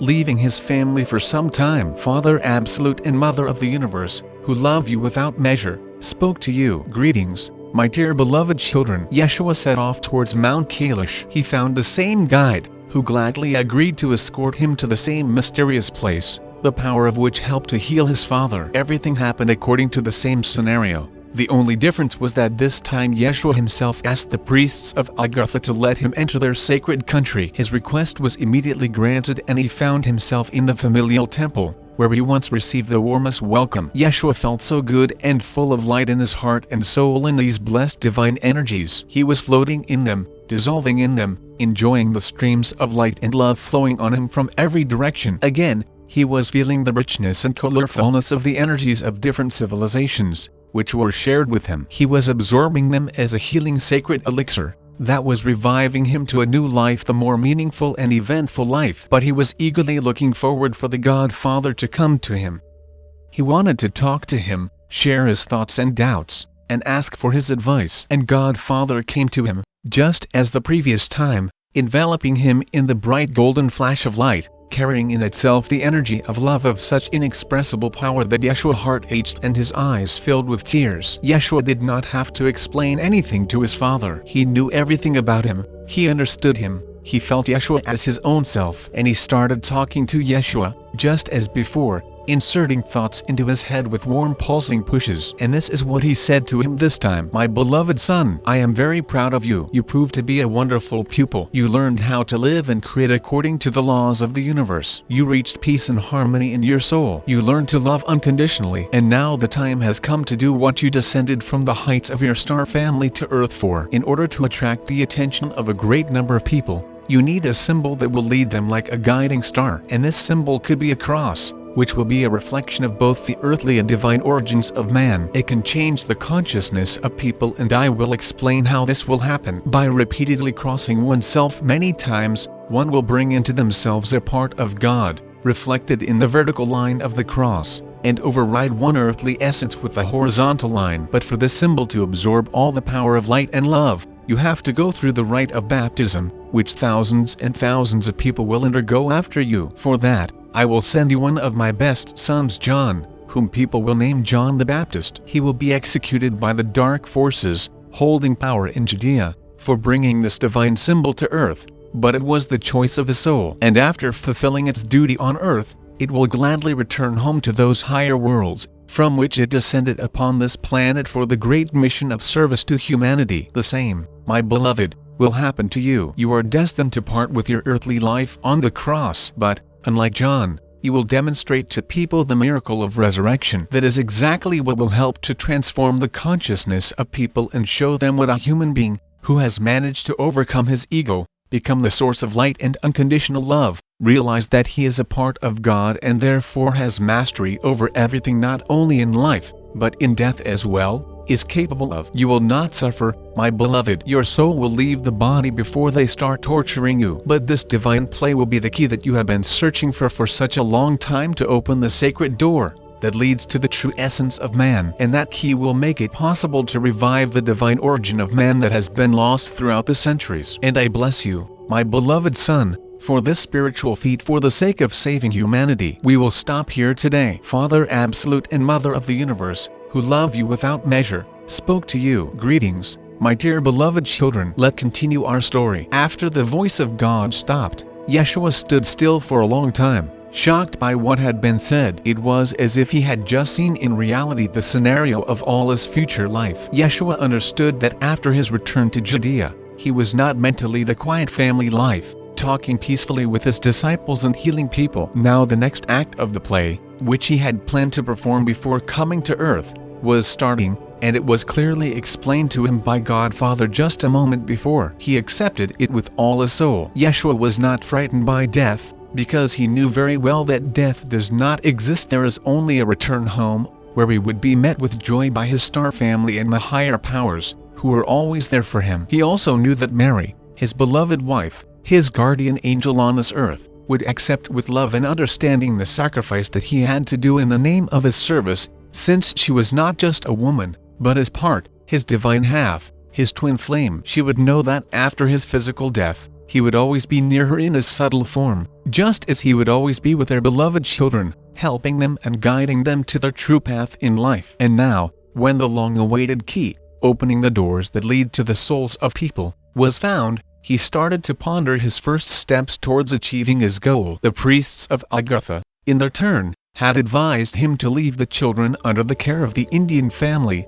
who had become a real family to them, because what was awaiting for him in Judea could put them in considerable danger. The priests knew that Yeshua's most vulnerable point could be his beloved children, and therefore it was most likely that the reptiloids, who had seized all the levers of power in this country for themselves, would take advantage of that. There came a new period in the life of Yeshua, when his service came to the fore, the service for which he would have to sacrifice his family joys and quiet, peaceful life. Before leaving Agartha, Yeshua was once again blessed by all the priests and God Father. But this time, everything happened more splendidly and solemnly. Everyone understood what this great soul was about to do. He was ready to give his life for the awakening of people consciousness and the return to their origins. Yeshua knew that in this life he would never return to Agartha, and he sincerely, with tears in his eyes, expressed his gratitude for the hospitality, help and advices, for the light and love with which the inhabitants of this wonderful country, existing in another dimension yet so close and dear to him,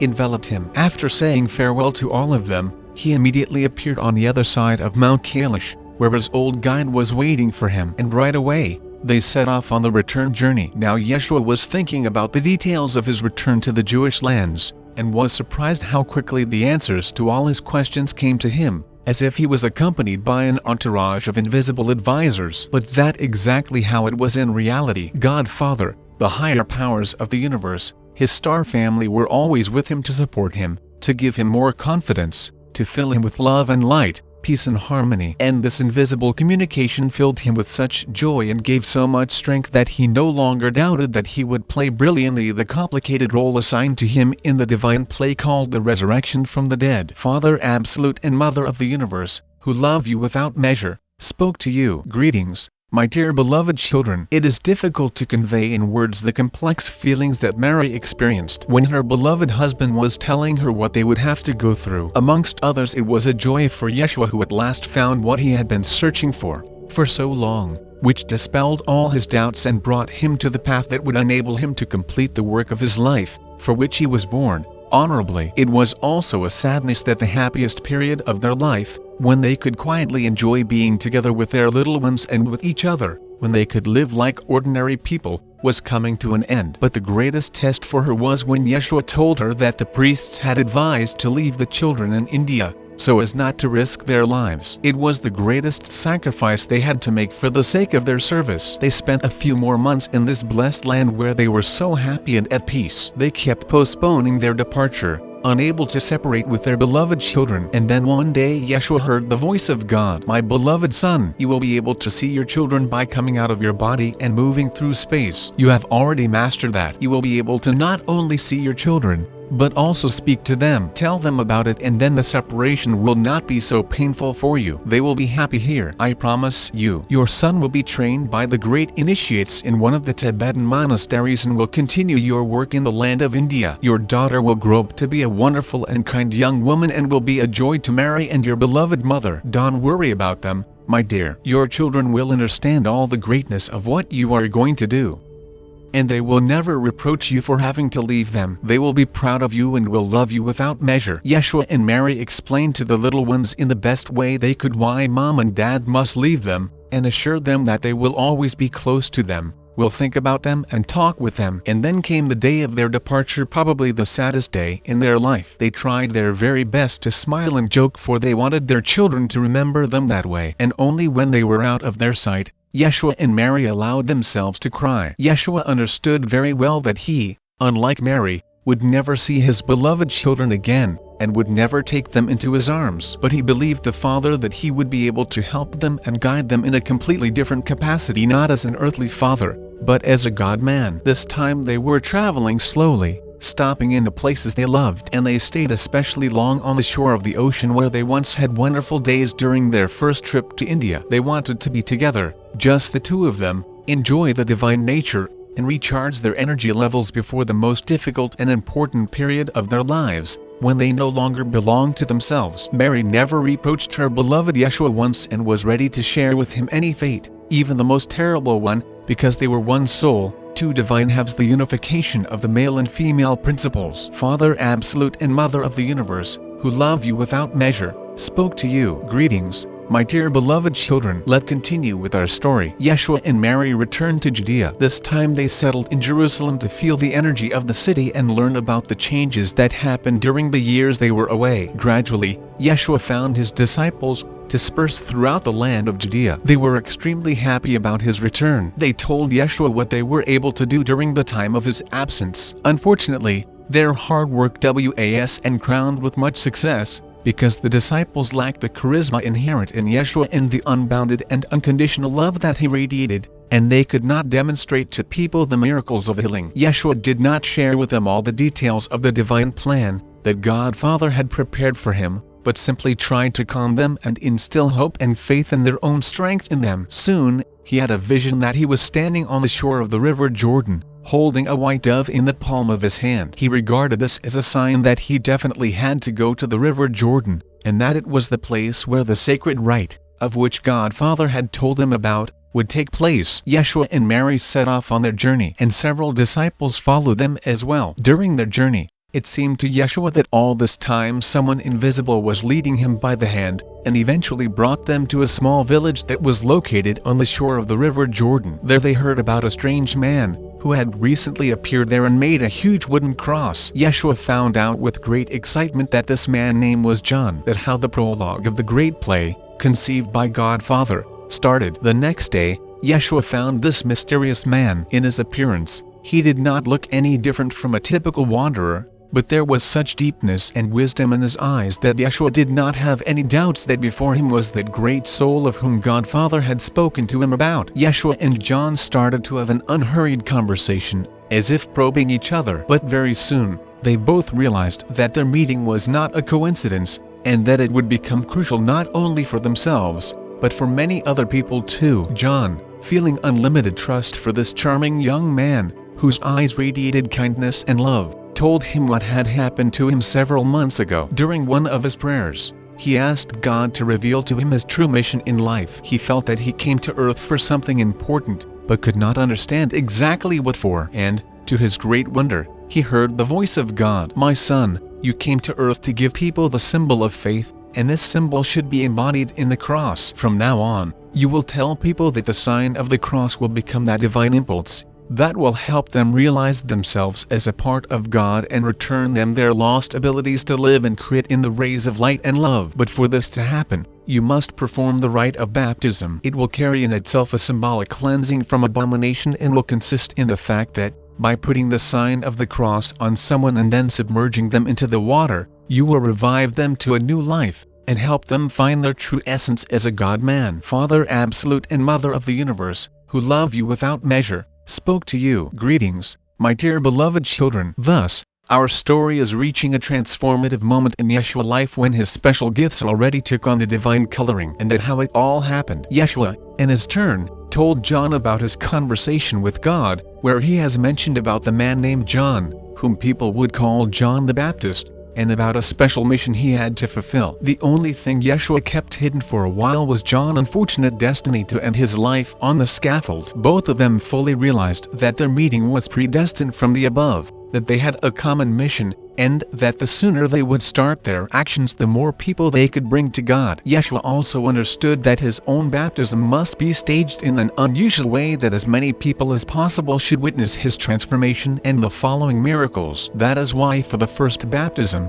Yeshua and John chose a holiday when the majority of the villagers gathered in the market square not far from the river. The disciples of Yeshua volunteered to be the heralds of this great event and called the people to the shore of the river Jordan, where they could observe the never-seen-before rite of transformation of the regular person into divine man, capable of creating miracles. And this crucial day has arrived. Wearing long white garments, Yeshua and John came out to the shore of the river. John was carrying the large-sized cross, which he held with outstretched arms in front. Yeshua was following him with his head slightly bent down. It seemed that his thoughts were very far away from the people, from this place, from the rest of the world. His face radiated such unearthly kindness and love that people involuntarily stopped as if enchanted, and then slowly followed this unusual man, unable to take their eyes off him. When they reached the water, Yeshua and John noticed that quite a big crowd of people already gathered, impatient to see the miracles promised to them. Summoning the higher forces of the universe,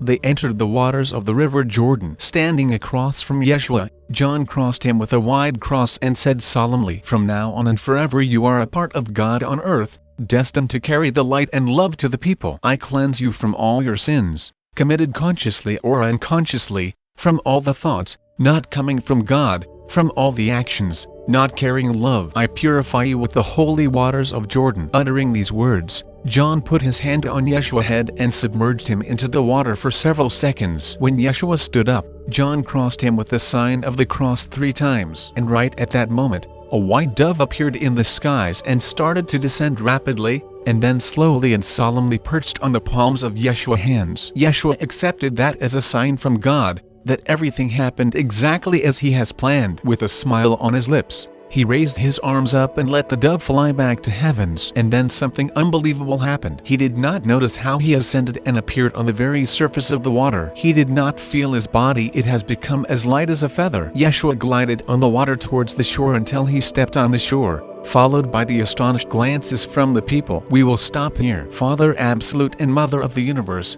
who love you without measure, spoke with you. Greetings, my dear beloved children. Thus, we all continue our story. As soon as Yeshua stepped on the shore, the crowd parted and many people prostrated themselves before him. They decided that it was God himself who descended to them from heavens. People outstretched their arms towards him, asking for his blessing and help. A young woman, with unnatural and stiffened expression on her face, attracted Yeshua's attention. He understood that she was blind. He stopped in front of her and asked gently how long ago she became blind. She responded that it has happened several years ago as a result of an accident. Yeshua stretched out his arms towards her, and felt that the light started to flow from his palms into the blind eyes of the young woman with strong pulsing currents. This current was so strong that she screamed from pain. But in a moment, she opened her eyes and froze from amazement. She slowly moved her glance from Yeshua to the people surrounding them, then she looked up in the skies, squinting from the bright sun, and suddenly realized that she regained her sight. Recovering after initial amazement,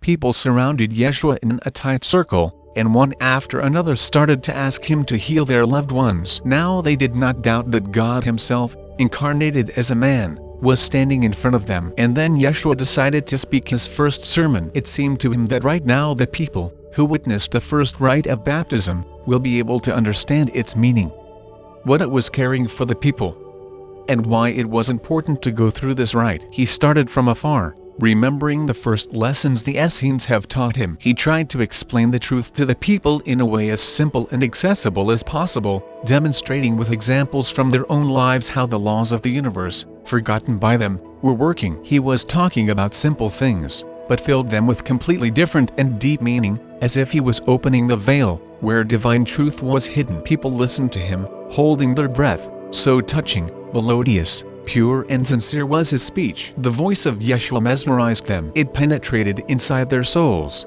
entering the hidden corners within. The most important message that Yeshua wanted to explain to people was that every one of them is capable of doing miracles, healing themselves and their loved ones. And it depends only on them what kind of life they would have, happy and joyful one or full of grief and suffering. He wanted to help them to remember that each of them was a part of God and they have mastery over everything. But for that, they had to go through the rite of baptism consciously, which would help them to wash off the dirt that adhered to them, such as greed, jealousy, selfishness, lies, hypocrisy, all that was so prevalent in life and what made them and all people around them so unhappy. The rite of baptism would help them to return their divine essence and to fill their lives with light and love, kindness and compassion, sincerity and purity, and then they would become truly happy. They will not live anymore in fear for their future, for their loved ones and for their lives. They would know that their souls are divine and immortal, that our Father and all the higher powers are always near us, and they will find in them a support for all their good deeds. They will gain a self-confidence and become the true creators of their lives. They would heal themselves and others with light and love. And he himself was an example of that, when he let a part of God inside during the rite of baptism. That how his service has started, which would continue to the last day of his life on earth. We will stop here today. Father Absolute and Mother of the Universe, who love you without measure, spoke with you. Greetings, my dear beloved children. Thus, let's continue with our story. After his first successful sermon, Yeshua decided to continue such communications with the people. But now his preaching had a different foundation. After finding that key, which he has been seeking for so long, that knowledge, which he has learned from the Essenes, and later has completed in his communications with the priests of Agartha, he could now teach to the people together with the symbol of faith. He knew how human beings were designed, that they definitely needed proofs and also certain fetishes, which will help them to stay permanently with the new energies and will help to maintain the level of their changed consciousness, without letting them fall into the lower vibrational energies of the third-dimensional world. And the baptism was becoming such a fetish as a purification from the old lower vibrational energies, and the sign of the cross as a symbol of staying in the energies of light and love. Yeshua explained to the people that the line connecting the third eye and human heart symbolizes unification with the divine principle, and it fills them with the higher vibrational energies. But the horizontal line crosses out everything unnecessary and alien to the human beings, which have clung to them during the reincarnations in the three-dimensional world. He taught people about the incarnation, which has been the basis of his teaching, revealing the meaning of the existence of the soul, whose goal was its spiritual growth. He explained to people that each new life, filled with light and love, brought them closer to God, and opened for the previously unseen opportunities to stay on the subtle plane of the universe forever, not returning to earth anymore for the new difficult tests. He saw that not all the people were capable of accepting new knowledge, that some of them were still at the very beginning of their path. It seemed they could not tolerate that light, which surrounded Yeshua. It crushed at the impenetrable wall of their mistrust, anger and aggression. And because Yeshua remained peaceful, undisturbed and loving, even towards them, caused even greater irritation in these people. These undeveloped young souls were very hostile towards Yeshua's sermons, calling him sick, crazy, dissident, someone who causes harm to society. They were writing denunciations against Yeshua, and demanded his exile from the land of Judea. But much more often during his wanderings, Yeshua was meeting with pure souls, who hungrily absorbed the new knowledge, accepting it with their whole hearts. They sensed its purity and its divine source. They felt as if they were expecting this wonderful man, this Messiah, who would open their eyes to the world, who would explain why life was treating them often so cruelly, and who would teach them how to live in joy and prosperity. Thus, it has continued for several years. Yeshua walked around the whole land of Judea preaching his sermons, demonstrating the rites of baptism, miraculous healings, and gaining more and more disciples and followers. Mary, his faithful wife, was always with him. She supported him with her love and care, trying to make his personal life easier, regulating the unending stream of people, eager to get a miraculous healing. Very often, they were joined by the beloved mother of Yeshua, who completely shared their views and their lifestyle. Although she sensed with her mother instinct that some kind of danger was awaiting her son. We will stop here today. Father Absolute and Mother of the Universe, who love you without measure, spoke with you. Greetings, My dear beloved children, let's continue with our story. Mother Mary premonition has not deceived her. Numerous denunciations, written against Yeshua and coming from all the corners of the land of Judea, and rumors about his sermons, has finally reached Pontius Pilate, a Roman procurator, who at that time was the main ruler of Judea. He wanted to look by himself at the strange man, who inspired such controversial rumors. Some people called him God, while the others a swindler. But Pontius Pilate became especially interested of the tales of his wonderful healing. For many years, he had suffered from excruciating headaches, which had completely exhausted him. And he secretly hoped that this man will help him to get rid of them. Pilate ordered to find Yeshua and bring him to his palace. But what happened next could be called a series of miraculous coincidences. As soon as Pilate has given orders to find this mysterious wanderer, he himself knocked at his door. The guards reported to Pilate that a poorly dressed man called Yeshua wants to see him. Pilate ordered to bring him immediately. In several minutes, Yeshua was already standing before this terrifying ruler of Judea, whose very name inspired terror in the hearts of its citizens. It must be said that Pilate displayed considerable cruelty and was ruling with an iron fist, trying to subdue to the mighty Roman Empire all the tribes living in the land of Judea. That is why he has been accustomed that everyone has been terrified of him and did not dare to look at him directly. But this man not only did not kneel or prostrate himself, but he was standing and looking at him peacefully and kindly, with interest and curiosity. He was the one who finally broke the silence. "Greetings, mighty Pilate. You have called me and I have come to you. I'll try to help you and ease your sufferings." "But why have you decided that I called you?" answered astonished Pilate. "I have heard the voice of your exhausted soul," this strange man answered him. "And what had my soul tell you?" asked Pilate. "She said that your cruelty is without limits, but you yourself are suffering from that, because you realize that you are going against God. This unlimited suffering is the real reason for the spasms in your head, which are leading to unbearable and torturous pain," responded Yeshua. Pilate remained silent for a long time and finally said, "Is my head hurting now?" "No, because today you have slept well and your soul is at peace. You have decided to cancel an execution of a man whose guilt has not been proven. It have calmed your soul and brought you a temporary relief," responded Yeshua. He looked at Pilate with a gentle, slightly ironic smile. His eyes radiated such kindness, love and compassion that Pilate wanted to cry. But he could not allow himself such a weakness, and in order to hide his state said briefly, "Good, go and come here when my headaches resume." Yeshua put his hand on his chest, bowed down politely, and left the room. "But we will stop here today. Father Absolute and Mother of the Universe, who love you without measure, spoke with you. Greetings, my dear beloved children." Let's continue with our story. As soon as the doors were closed after Yeshua, Pontius Pilate allowed himself to express his feelings. The tears were freely rolling out of his eyes. It seemed that this mysterious man penetrated the most hidden corners of his soul, and said what he had not had the courage to admit himself. He understood how right was Yeshua that this unending inner struggle had exhausted him not only morally but physically. Pontius Pilate was a faithful soldier, zealously carrying his duty, and his main responsibility was to subdue people to his will, to make them the obedient slaves of the foreigners who conquered their land. He understood how cruel and unfair it has been from the divine point of view. All this time, he had had to act against his own consciousness, against the wishes of his soul, because he was an honorable man, and cruelty did not make him happy. On the other hand, he loved power and worship of the people. But he understood that this worship has been built on fear and based on flattery and desire to get positions, money and other pleasures of life. But the people worship of Yeshua has been completely different, because he was a wonderful man, who considered all the people as equals, who loved them equally, regardless of their position in society, their wealth and power. He regarded them as divine creatures and tried to help all of them. Pilate was told numerous times that Yeshua was able to see through people. He has never refused anyone who needed his help, and often even the ones who wished him harm.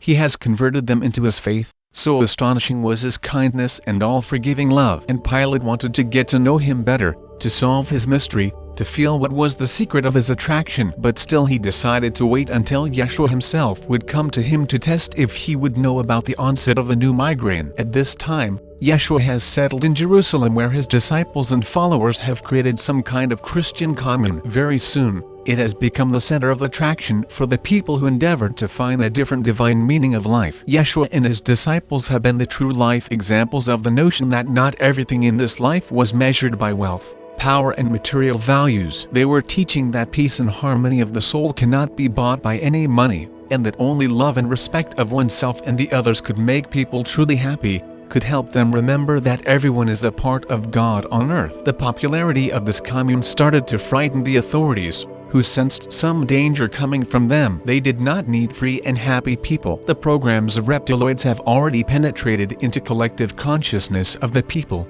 and its main principle has been to keep people in fear. Otherwise it would have been difficult to rule over them. The period of confrontation between the forces of goodness and evil, the light and darkness, has begun. But if the main protection of Yeshua has been love, the dark forces have had at their disposal all the time proven means such as lies, bribery, hypocrisy, and treachery. They would not have aversion for anything in order to keep their power. But we will stop here today. Father Absolute and Mother of the Universe, who love you without measure, spoke with you. Greetings, my dear beloved children. Thus, the most dramatic episode in Yeshua's life was approaching. As soon as he had come out of the residence of the Pontius Pilate, Yeshua realized that he would be a person who will sign his death sentence, and then would repent it for the rest of his life. He saw clearly that Pontius Pilate was one of the heroes of that divine play, which had been forethought by the Creator, for the awakening of the people and facilitation of their return to the light. Yeshua knew that this man did not wish his death,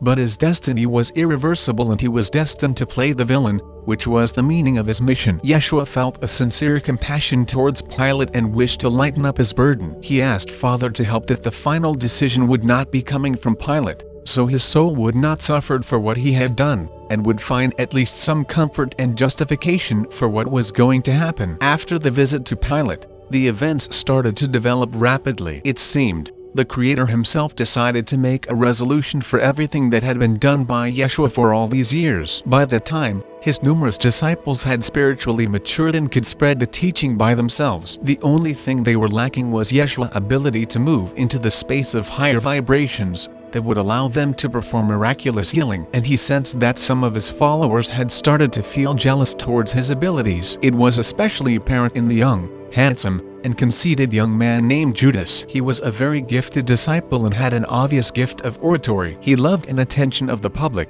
which flattered his vanity and intensified his desire for leadership. Yeshua saw how much Judah was suffering, that he could not go further and demonstrate miracles like his teacher. In the same day when Yeshua had visited Pontius Pilate and realized his role in his own life, he suddenly realized that his disciple Judas was a missing link in the act of that play in which he was meant to act. The teaching that he was preaching could not pacify the pride and vanity of Judas. Yeshua felt that he wanted to take a place of his teacher, to become the only undisputed authority for their followers. And just as it had happened with Pontius Pilate, he foresaw what would happen with Judas. But in that case too, he was feeling nothing but compassion for the soul, who could withstand the test by fame and descended into the lower energies of duality that surrounded him. He already knew that he wouldn't be able to change the course of events. The play, conceived by the Father, was coming to its tragic resolution. That is why he decided to gather his favorite disciples, his faithful followers, for the festive supper to prepare them for the future life, where they would have to live and work without him. He wanted to strengthen their spirits,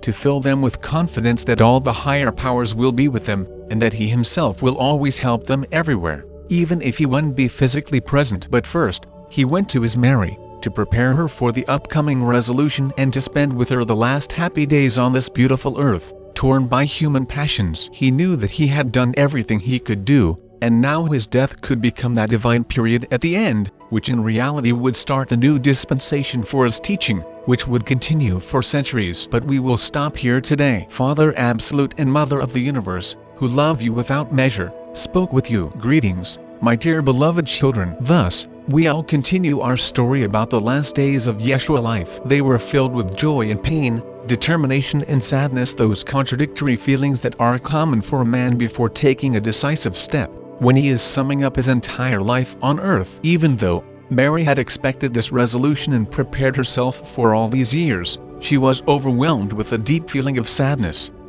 It was so difficult to imagine her life without Yeshua, because she was seldom separate from him. With all her power, she tried to be strong and peaceful, attempting to maintain her usual ironic attitude, but she was not very successful. The same thing happened with Mother Mary. Yeshua, as best as he could, tried to calm them and asked to remember that he would always be near them, and they would definitely feel that the time has come to think not of himself, but about the mission for which he had come to earth and which he had to complete. He was not frightened to part with his life for the sake of his teaching, which would save numerous people, which would become an island of light amidst the cruel world of duality, which would be a safe haven for their souls and where they could find peace and harmony, warmed by the love of the Creator. Understanding how difficult it would be for Yeshua to look at their suffering, Mother Mary and Mary Magdalene have tried to see in him not a husband and son, but a divine man, who was immortal and who would help to reach immortality to many thousands of other souls. It gave them strength to accept with love the sacrifice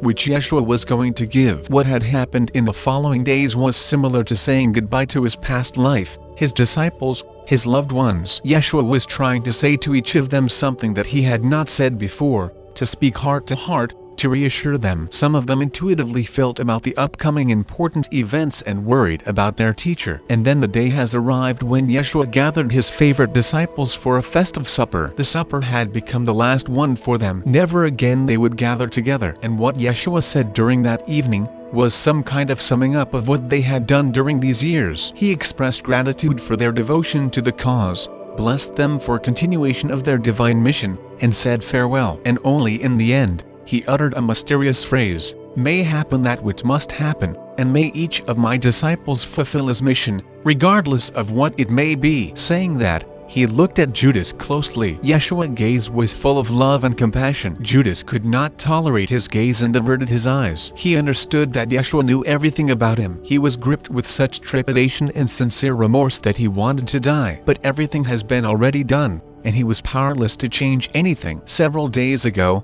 he had written denunciation against Yeshua where he had accused him of being a charlatan and a fraud. In his denunciation, he had written that Yeshua, with the help of the dark forces, had changed the consciousness of the people, and as a result they became dangerous for society, because they would not obey any human laws. Everything in that denunciation has been a lie, from the first to the last word. But Judas, who was possessed by the pride and jealousy for his teacher, had written it in a confused mental state. It seemed that his ego had revolted and acted independently, pushing out of his consciousness all his good human qualities. He was terrified at what he had done, but he could not do anything anymore, because he found out yesterday that his denunciation had gotten into the hands of Pontius Pilate, for whom it has been addressed. We will stop here today. Father Absolute and Mother of the Universe, who love you without measure, spoke with you. Greetings, my dear beloved children. Thus, we all continue our story. As soon as Yeshua stepped on the shore,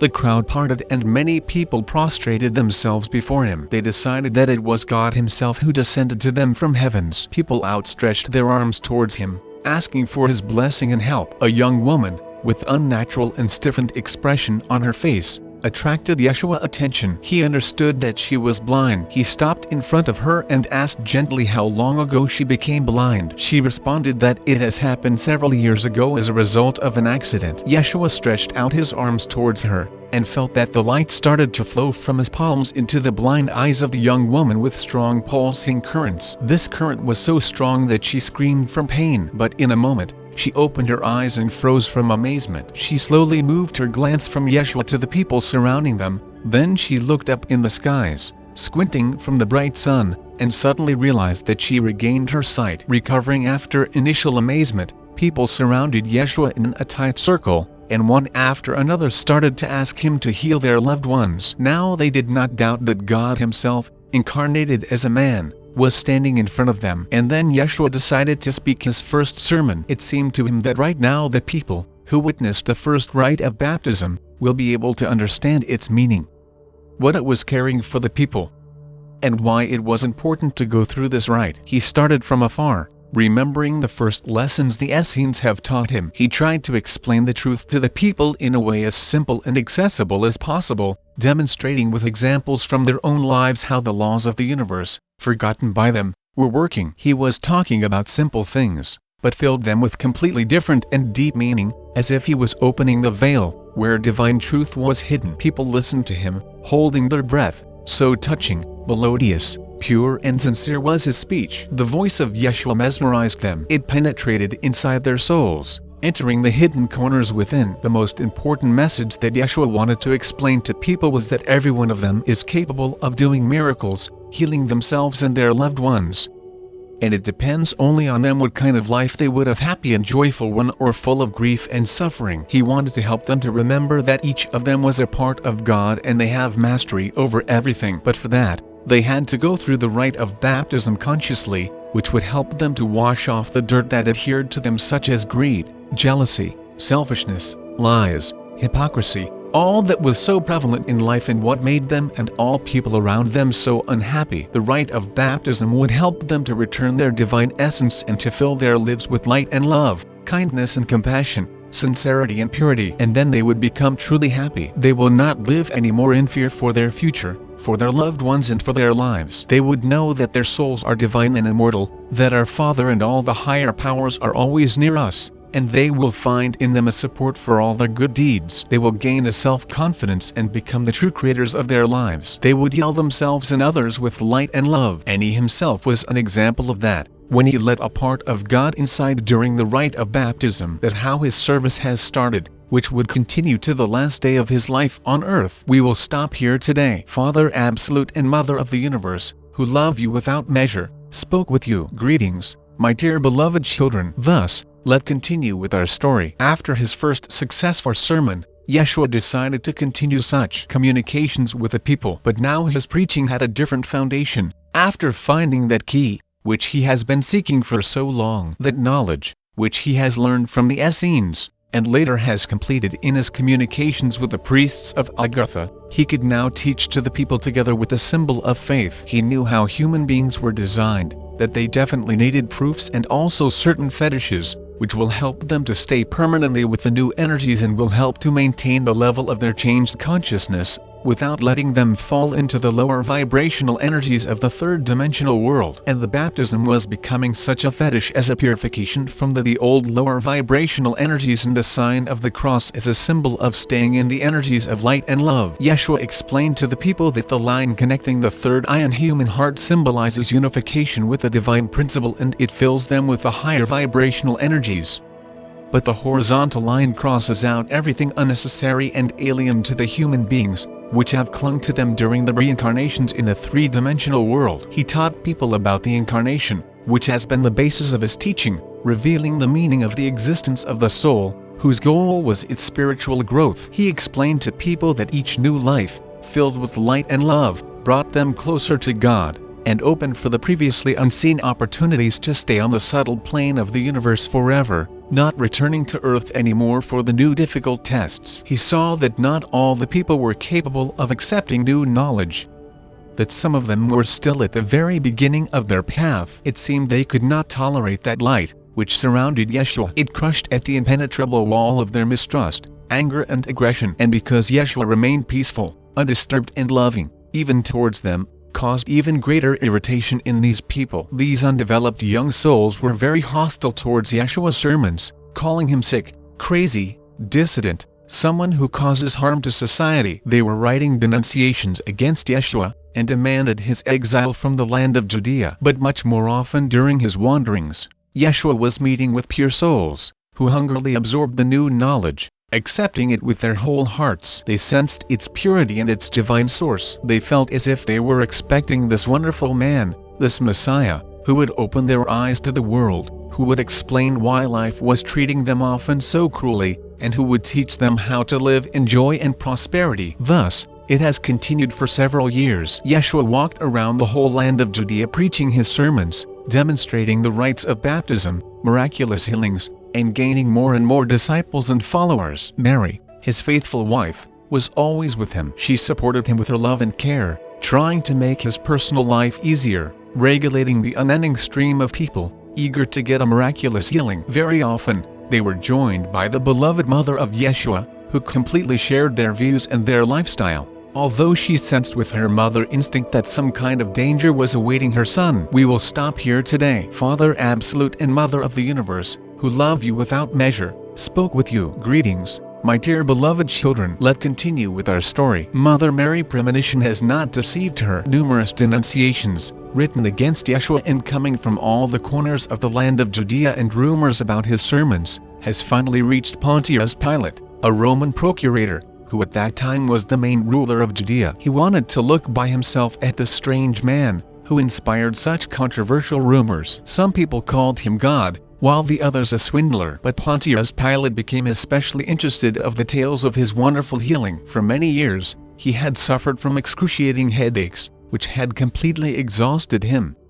And he secretly hoped that this man will help him to get rid of them. Pilate ordered to find Yeshua and bring him to his palace. But what happened next could be called a series of miraculous coincidences. As soon as Pilate has given orders to find this mysterious wanderer, he himself knocked at his door. The guards reported to Pilate that a poorly dressed man called Yeshua wants to see him. Pilate ordered to bring him immediately. In several minutes, Yeshua was already standing before this terrifying ruler of Judea, whose very name inspired terror in the hearts of its citizens. It must be said that Pilate displayed considerable cruelty and was ruling with an iron fist, trying to subdue to the mighty Roman Empire all the tribes living in the land of Judea. That is why he has been accustomed that everyone has been terrified of him and did not dare to look at him directly. But this man not only did not kneel or prostrate himself, but he was standing and looking at him peacefully and kindly, with interest and curiosity. He was the one who finally broke the silence. "Greetings, mighty Pilate. You have called me and I have come to you. I'll try to help you and ease your sufferings. But why have you decided that I called you?"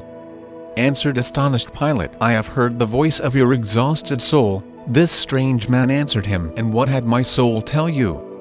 Asked Pilate. "She said that your cruelty is without limits, but you yourself are suffering from that, because you realize that you are going against God. This unlimited suffering is the real reason for the spasms in your head, which are leading to unbearable and torturous pain," responded Yeshua. Pilate remained silent for a long time and finally said, "Is my head hurting now?" "No, because today you have slept well and your soul is at peace. You have decided to cancel an execution of a man whose guilt has not been proven. It have calmed your soul and brought you a temporary relief," responded Yeshua. He looked at Pilate with a gentle, slightly ironic smile. His eyes radiated such kindness, love and compassion that Pilate wanted to cry. But he could not allow himself such a weakness, and in order to hide his state said briefly, "Good, go and come here when my headaches resume." Yeshua put his hand on his chest, bowed down politely, and left the room. "But we will stop here today. Father Absolute and Mother of the Universe, who love you without measure, spoke with you. Greetings, my dear beloved children." Let's continue with our story. As soon as the doors were closed after Yeshua,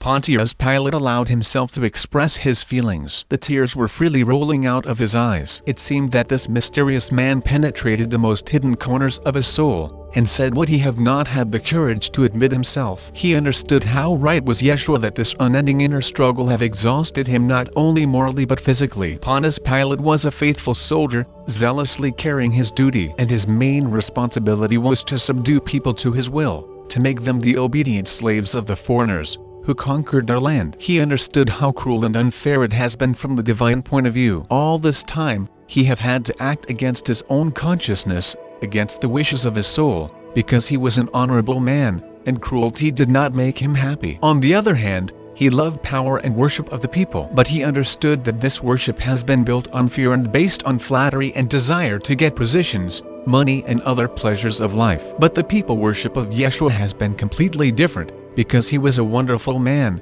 who considered all the people as equals, who loved them equally, regardless of their position in society, their wealth and power. He regarded them as divine creatures and tried to help all of them. Pilate was told numerous times that Yeshua was able to see through people. He has never refused anyone who needed his help, and often even the ones who wished him harm.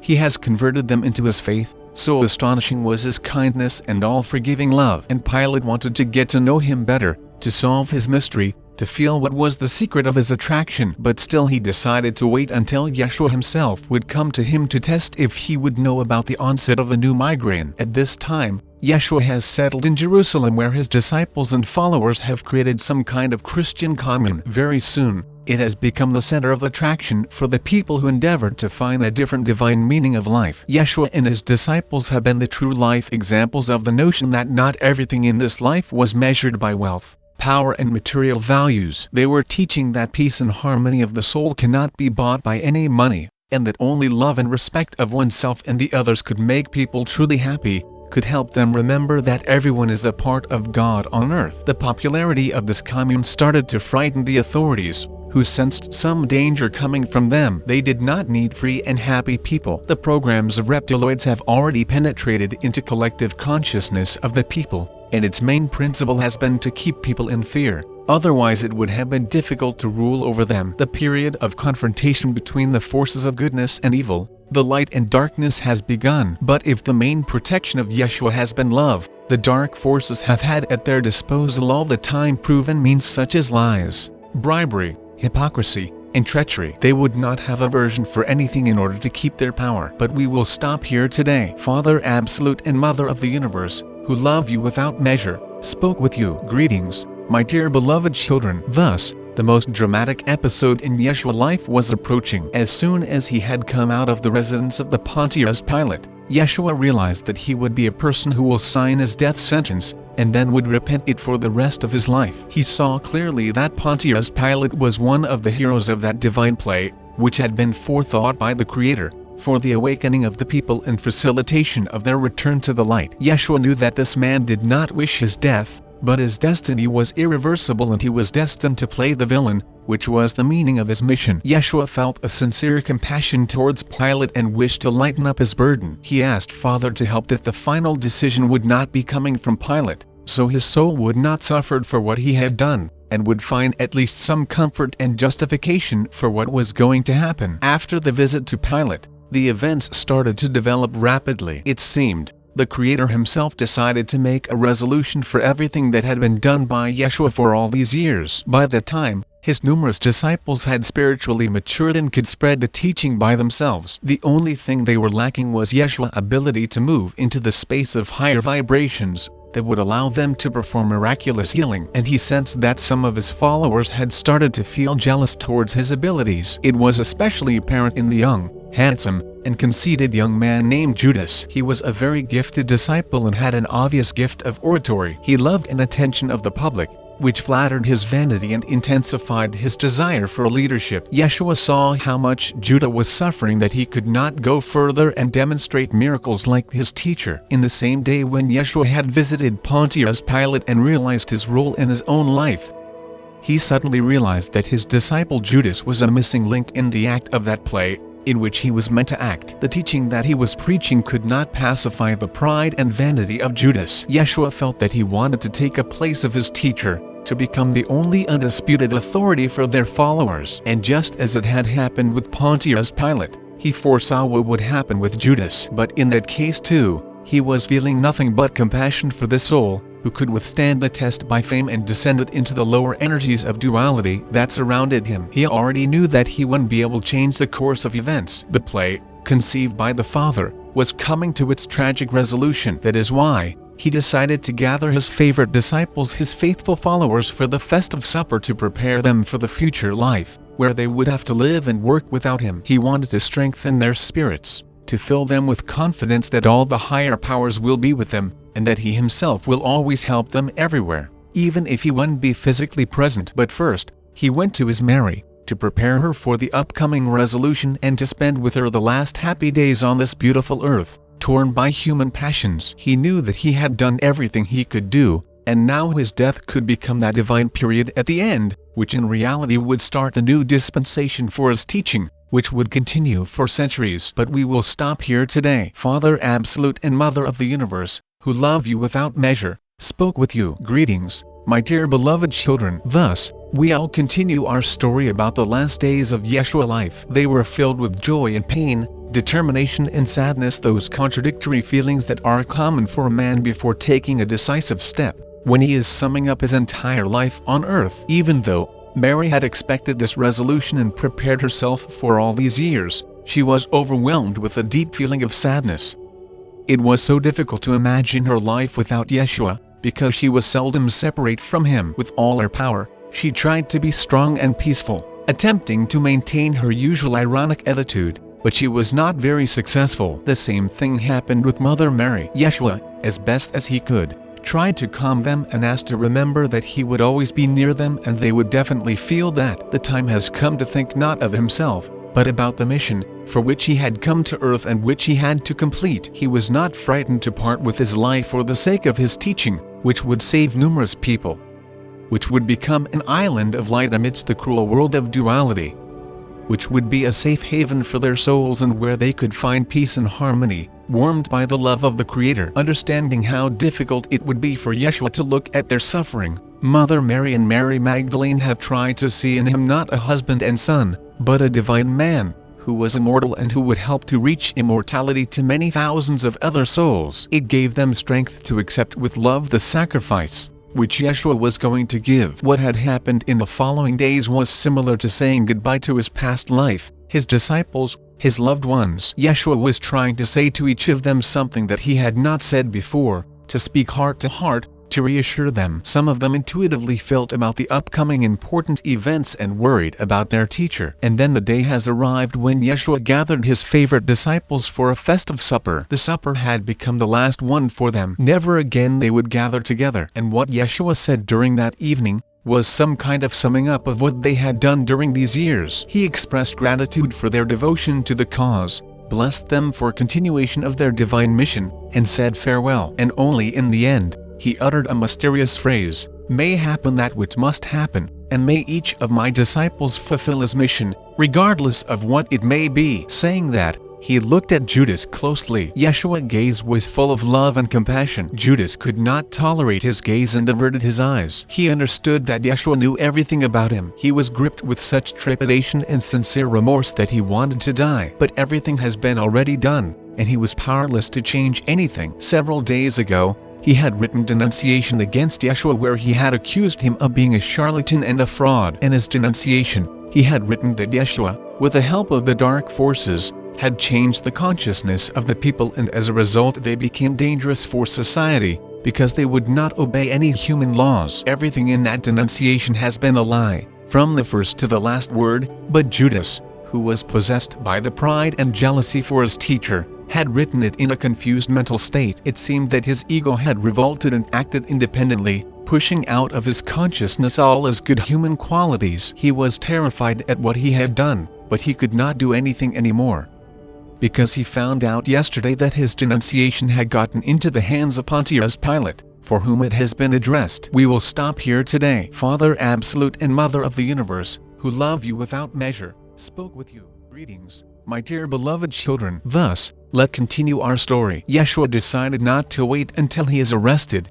but went to Pontius Pilate the next morning. Besides, he sensed how much Pilate was suffering from headache, which had gripped him after reading denunciation. The guards immediately brought him to the quarters of Pilate, who was half reclining on the ottoman near the open window. He felt as if his head was exploding. For entire night, he could not close his eyes, because the pain had not stopped for a minute. Pilate opened his lids with difficulty and looked at Yeshua with pleading expression in his eyes. Yeshua silently came over and put his hands on Pilate's temples. What happened next seemed like a miracle to Pilate. He felt like gentle fresh breeze coming from Yeshua's hands, carried away all his pain. He was physically feeling as it was flowing into the hands of this wonderful man and disappearing without trace. His face became pink and his eyes took on a lively expression. Now he looked like a completely different person. Yeshua took his hands off Pilate's temples and said, "It had happened because you perceived a lie in that denunciation. And, at the same time, you know that you have to go on with that. Again, you are presented with a choice and your soul is suffering." Completely astonished, Pontius Pilate looked at him silently. He was immeasurably grateful to Yeshua, because he had helped him to get rid of the unbearable suffering. But he realized that his suffering was just beginning, which meant that his headaches would return too. He felt weak and helpless next to Yeshua, who radiated such love and spiritual strength that Pilate was completely bewildered, not knowing how to behave with this man. But what Yeshua said next completely confused him. "Do not think of anything now," said his Savior. "You need to rest and save your strength for tomorrow. I will give you one advice, which would help you to ease your soul. Let my destiny be decided by the people who would gather at the square. If they will desire my death, let it be so, but it would not be your will and your wish. You would sleep peacefully, knowing that you are not guilty of my death." Pilate had stayed silent for a long time and then said quietly, "I will pray to all the gods that it won't happen." Then he called the guards and ordered to take Yeshua to prison. He ordered to feed him well and to put him in a separate cell. The next day, The usual trial was scheduled for the three criminals who had robbed and killed people, terrifying the residents of Jerusalem and surrounding areas. But the accusations against Yeshua had not been the lesser crime in the eyes of the local authorities,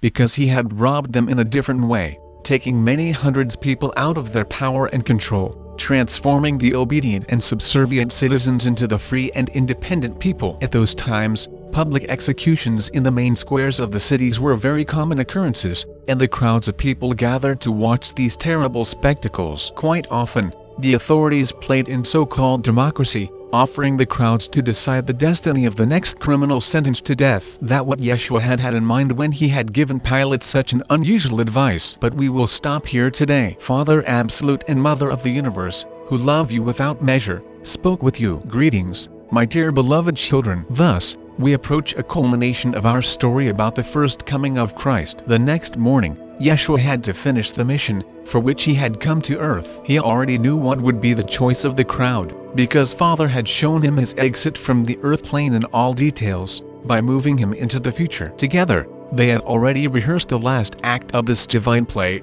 and now Yeshua would only had to finish playing his part to the end. He did not have any fear for the upcoming execution, because he had already mastered the skill of coming out of his body. And he knew that when he is crucified, he would only observe himself from the sideways, without feeling pain and suffering. That exactly what he wanted to convey to his beloved mother and wife, when he was saying farewell. It has been especially difficult for his mother, who has not been initiated into all the subtleties of what was happening. But he knew that his wife Mary would always be near her, as well as his daughter, with whom Mary was planning to reunite in India right after Yeshua exit. Yeshua had spent his last night on earth in deep thoughts, not closing his eyes even for a minute. He was trying to sum up all his life, but the more he thought it over, the more clearly he saw what a huge amount of work was awaiting his followers. He understood that everything he had done during these years was a drop in the ocean, because the duality had deeply entrenched in the consciousness of the people, and like rust it had corroded their consciousness, not allowing them to break through the common stereotypes of thinking. His struggle against the reptiloids was not a fight between equals, because they had overtaken all the power and had enslaved people, keeping them in fear. He already knew what destiny was awaiting those who had followed his teaching wholeheartedly, and who had started believing in their own divinity. And now, he had to make the last step to show them the miracle of resurrection. It was exactly what would become the great divine symbol, which would lead millions of people and would help them in the difficult moments, strengthening their spirits, and preventing them from falling into despair in this cruel world of duality. The dawn was already approaching, when the guard entered the room, saying that Pontius Pilate wants to see him. Yeshua was led into the quarters of Pontius Pilate. When he first looked at him, he realized that he also had not slept this night, appearing so pale and exhausted. Pilate asked Yeshua to share his meal with him. The table laden with food was waiting for them in the garden. Pilate invited Yeshua to sit down. Pilate himself did not touch the food and continued to look at Yeshua as if trying to resolve his mystery, to understand something which had bothered him. He wanted to understand why this mysterious man was staying so peaceful and undisturbed, why he looked at Pilate with love and compassion, despite the fact that he was sending him for execution today. Yeshua too barely touched his food, taking just a couple of fruits. It has been a strange meal, carried in complete silence. At last, Pilate said, "I am ready to grant any of your requests, any of your wishes before death." Yeshua said, "Please, allow Mary Magdalene to leave Judea undisturbed, and make sure that she and my mother would not be persecuted as a result of the accusations against me." Pilate promised to do that. Yeshua thanked him, bowed down, and said that he wanted to be alone before the execution. Pilate looked at him with a long look of farewell and then ordered his guard to take him away. Turning at the very threshold, Yeshua said quietly, "Do not feel guilty because of me. Everything had to happen exactly like that, and I am ready for that. Farewell, Pontius Pilate, and may the higher powers be with you." We will stop here today. Father Absolute and Mother of the Universe, who love you without measure, spoke with you. Greetings, my dear beloved children. Thus, the day has arrived, which would stay forever in the historic annals of humanity. Yeshua came out of his physical body, while still being in prison, just as it has been forethought by the Father. He has been in a very unusual state of consciousness. It seemed he looked at himself from the side, unseen by the people, while his twin self acted like nothing happened. The separation of his human and divine essence had occurred. One of them stayed in a space of the higher vibrations, where physical pain and sufferings don't exist, while the other one still stayed on Earth, acting according to the laws of three-dimensional world. Earth Yeshua was obeying the orders of the guards, who had led him out on the streets and had compelled him to carry on his shoulders a heavy cross, which he had to carry to the place of his execution. But his unseen twin, who accompanied Yeshua through the narrow streets of Jerusalem, had not felt any pain or suffering or heaviness of the cross.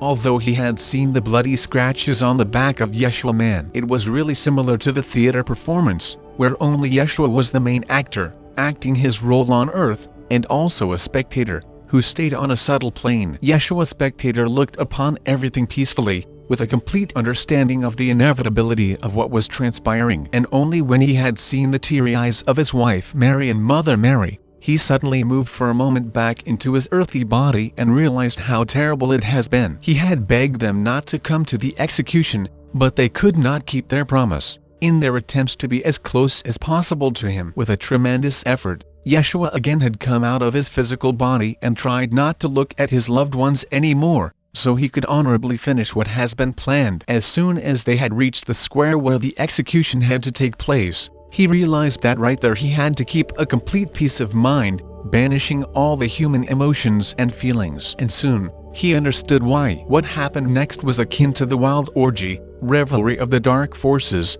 a state of possession. Pilate fulfilled exactly what Yeshua had advised him. He allowed the crowd to decide the destinies of the criminals, sentenced to death. When the sentence for each of them has been read, the crowd went wild and started yelling that Yeshua had to be crucified first. He seemed more odd and strange to them than robbers and killers, and therefore provoked inexplicable fear, which, in its turn, created anger and aggression. People, who had come to stare at the execution, were the youngest, coarse, and spiritually undeveloped souls. They wanted bread and entertainment at any cost, and especially the bloody spectacles, which were the food for the dark forces, who possessed the consciousness of these people. They pardoned one of the criminals, who had repented and had promised that from that moment on he would stay on the path of righteousness. But Yeshua, who had looked on this wild mob quietly and peacefully, provoked in them nothing but irritation and anger. The avalanche of the low energies, coming from the crowd, crushed at the unbreakable wall of love and goodness surrounding Yeshua, and reflected back towards these people,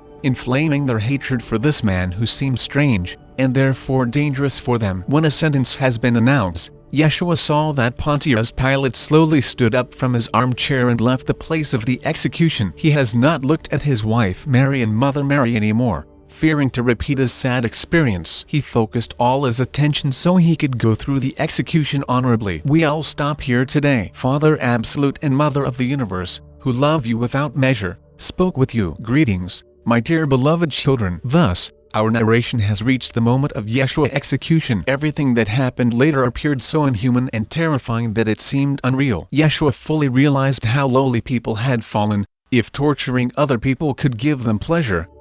What kinds of demons had taken possession of their consciousness, and how deeply their divine essence, the main part of being human, has been hidden. He has not felt any pain when the executioner had nailed him to the cross.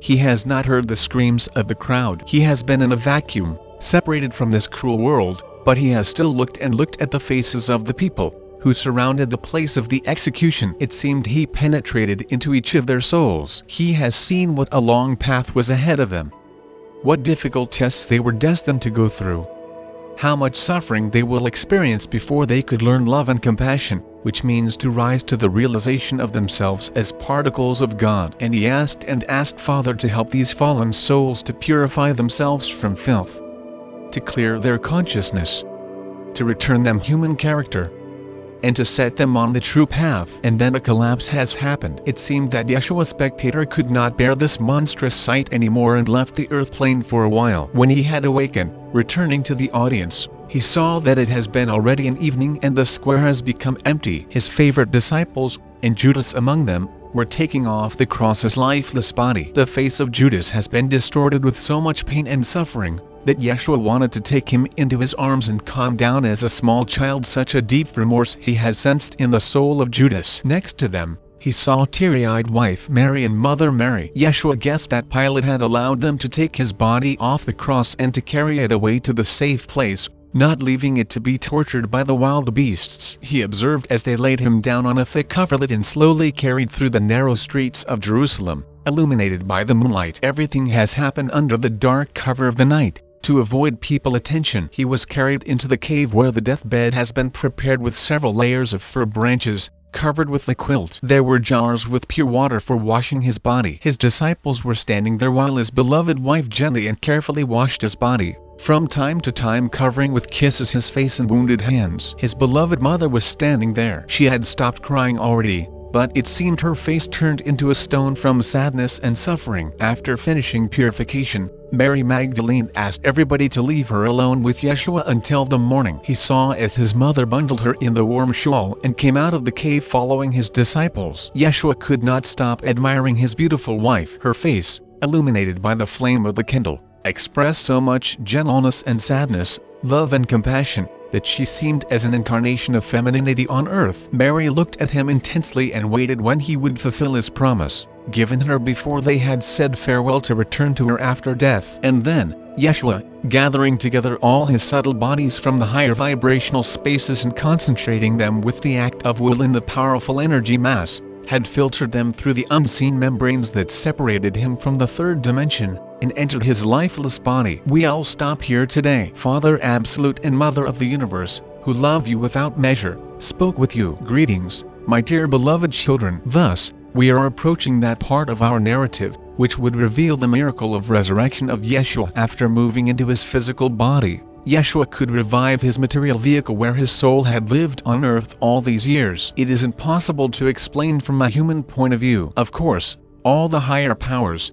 citizens of Agartha, his star family, God Father had helped him. But still the main role has been played by Yeshua, who, realizing all the tragedy of what was happening on earth, realizing the depth of the human fall into the lower vibrational energies, which separate humans from their divine essence, had made his last effort entering into his dead body, fulfilling his mission on earth to the end. It seemed, he took upon himself all the pain, fear, and despair, which had pushed people to cruelty, and for which they would pay so dearly, being born again and again on this long-suffering planet. His beloved beautiful planet, which was caught in the net of the dark forces, who enslaved the consciousness of the people, had become so dear to him that he was ready for anything in order to shake and awaken these lost souls from a spiritual dream and to help them remember who they were in reality. What happened next had left such a deep impression on the consciousness of the people, that even the echo of these events lives in their souls to this day. Mary,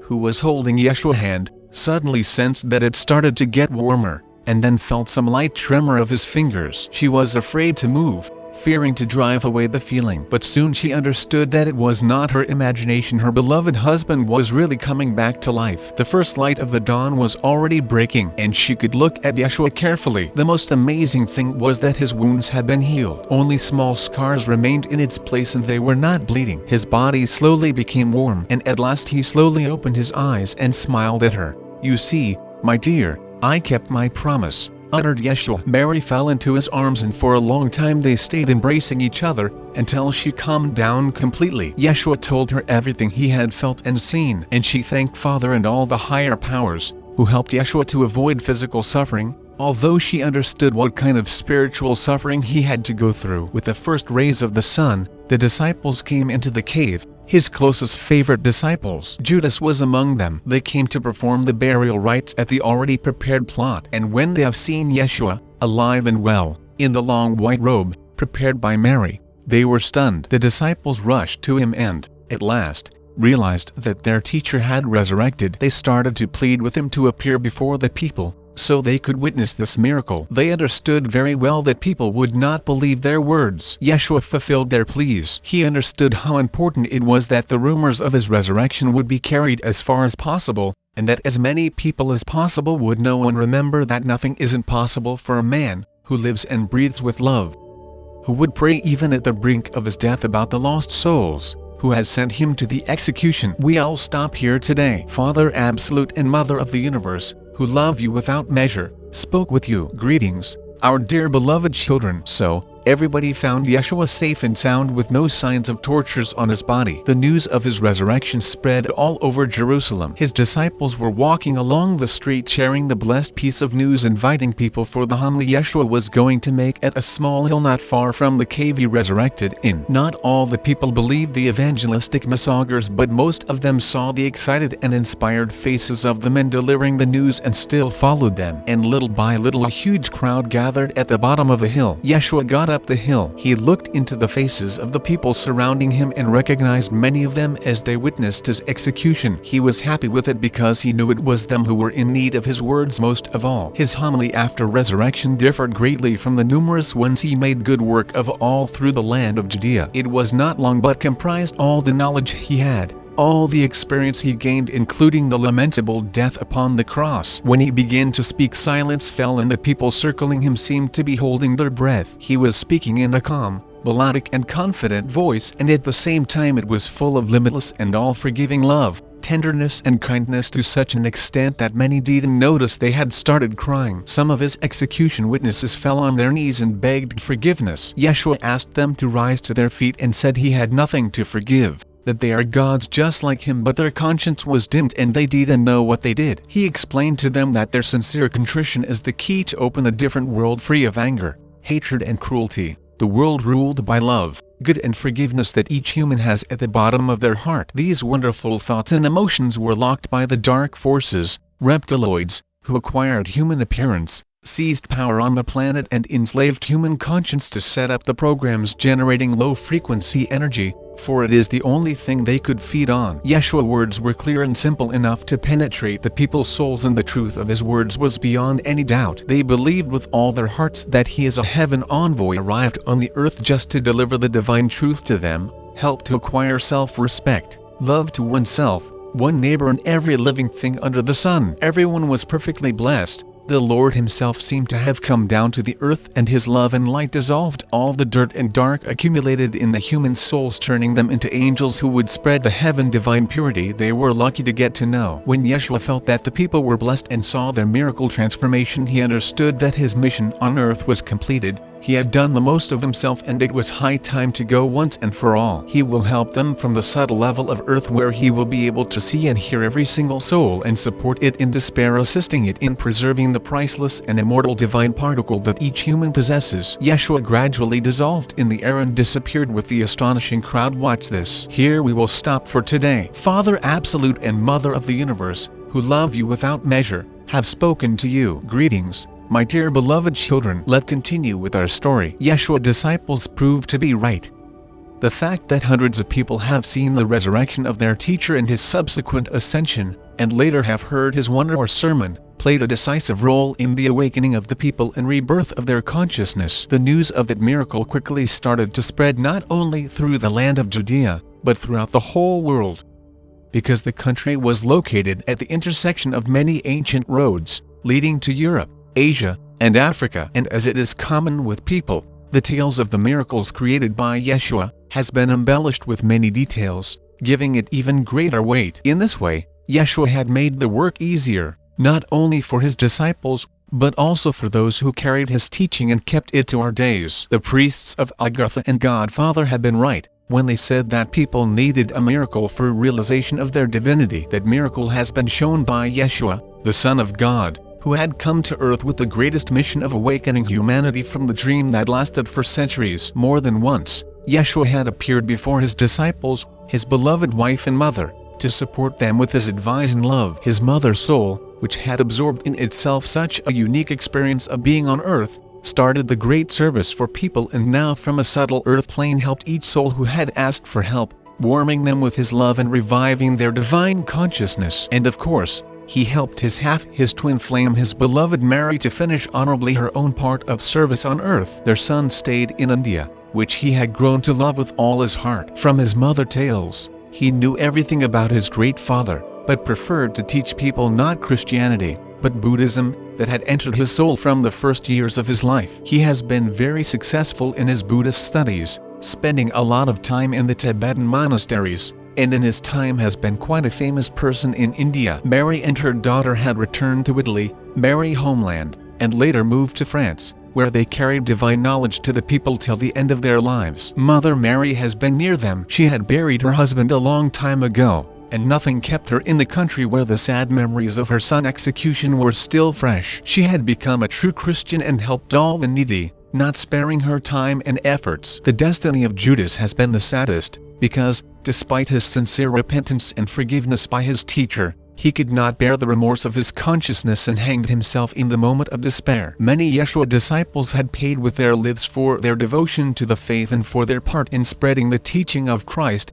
as Yeshua was called after death. The destiny of the teaching of Christ was not less sad, because its essence has been greatly distorted. But we'll talk about it in the next message. Father Absolute and Mother of the Universe, who love you without measure, spoke with you. Greetings, my dear beloved children. Today we are starting a new part in the series of our messages called The Second Coming of Christ. But first, we'd like to tell you what kind of changes has happened with the teaching of Christ and why it has happened. Let now call Yeshua by the name of Christ, which is more familiar to you, because his teaching became known as Christianity. As we have said before, by the time of Yeshua the power on earth everywhere had already belonged to the race of dragons, reptiloids, who skillfully encoded their programs into the consciousness of the people, that helped them to keep people fearful and enslaved. They invented the well-known expression divide and conquer. You may easily call it the slogan of the reptiloids. The teaching of Christ, which had started to conquer the earth, was a great menace for them, because it could lead the consciousness of the people out of their control, transforming the obedient citizens into the free and independent creators of their own lives. That was not a part of the plan for the reptiloids. In the beginning, they had tried to destroy the followers of Christ physically, but the faith of the people has been so strong, that they could even face their own deaths with joy.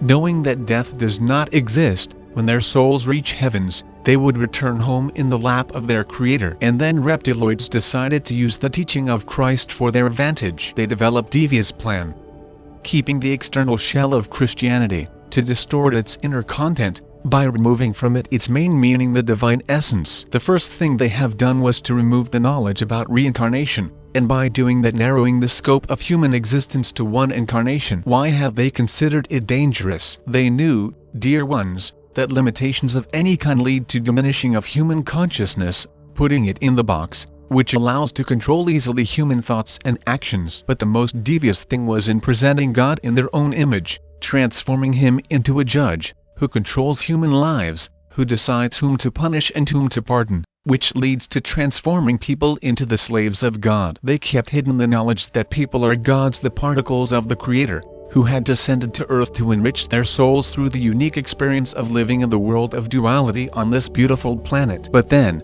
they went even further by announcing that clerics are divine representatives on earth, acting in God's name, giving them the unlimited power over human souls. Thus, their main slogan divide and conquer was also applied to church, which announced that God is the Lord and the people are his servants. The deviousness and cunning of their plan was in using the main plot of the life and death of Christ, but putting the emphasis on his death, on his crucifixion, which carried completely different energies, based on cruelty, pain and suffering. The symbol of Christianity has become Christ, crucified on the cross, whose depiction was placed in every church and cathedral. The people, without realizing that, started to feed reptiloids with their energies of suffering, mourning over Christ and observing these bloody pictures. With time, reptiloids learned how to draw people into religious wars, forcing them to kill each other in the name of God. As you can see, dear ones, they had distorted the essence of Yeshua teaching so much, that unconditional, unlimited and all-forgiving love, which has been the basis of the teaching, was transformed into death, pain and suffering for many people. Father Absolute and Mother of the Universe, who love you without measure, spoke with you. Greetings, my dear beloved children. Let's continue our story about the teaching of Christ and how it has been affected by changes over the course of time. Since your knowledge of it comes mainly from the Bible, we will discuss the Holy Book today. The Bible is composed of the Old and the New Testaments. While the Old Testament was entirely created by the dark forces, the New Testament has in its seeds of truth and glimpses of the divine energy that Yeshua tried to share with us. How is it possible that the dark forces invaded the Holy of Holies, the Bible, which was supposed to show light and love to people, to teach them to live according to the divine laws of the universe? As you may know, long ago, Representatives of the draconian race on Earth, reptilians, used the religion as a way to enslave the human mind. That's why they created their own version of the history of mankind, long, confusing and bloody, as well as their own God, who was supposed to keep people in fear and obedience. But the Old Testament they created was so sinister that many people rejected it, feeling its falseness. Therefore the reptilians, having seized the initiative from the true followers of Christ, created the New Testament, which included many elements of the teachings of Christ. However, as already mentioned in the previous message, the wrong emphasis significantly changed the essence of the teaching itself. If Christ taught people that they are parts of God on earth, free and independent, and that their life should be filled with happiness and joy, light and love, the New Testament, like the Old one, drove them into the rigid frames of submission, obedience and worship of God. Consequently, the doctrine of Christ became a fixed dogma, and God the Father and Christ were turned into the idols to be worshipped, thereby separating them from people. People appealed to them using complicated and entangled prayers they memorized, instead of talking to them simply and sincerely as with the dearest and closest beings. This barrier of canons was created in order to distance people from God,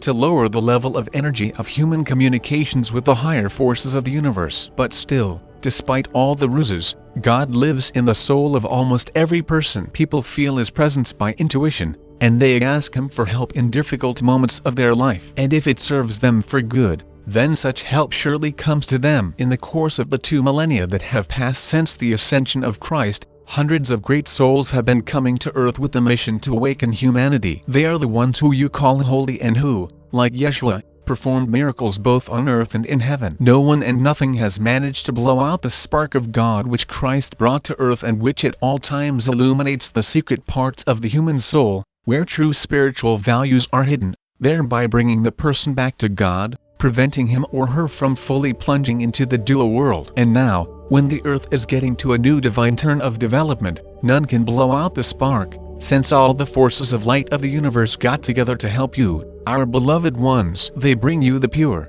veritable knowledge about the history of the earth, about the laws of the universe, about life and acts of the greatest souls who fulfilled the mission of serving humanity. They help you go through this unique period of the earth transition into the 5th dimension, feeding you with the energies of the highest vibrations. Of course, Christ and Mary Magdalene, so beloved by you, did not stay away from this great fateful passage in the life of the earth. We will stop here today. Father Absolute and Mother of the Universe, who love you without measure, spoke with you. Greetings, my dear beloved children. Today we all speak with you about the reptiloids. Now when you know the true history of humanity, it would be easier for you to understand what is happening on earth. It is very sad to admit, but despite all the efforts of the higher powers to free humanity from the power of the reptiloids, who are solidly entrenched on earth, despite numerous spiritual deeds performed by the great souls, who had come to earth at different times and in different countries,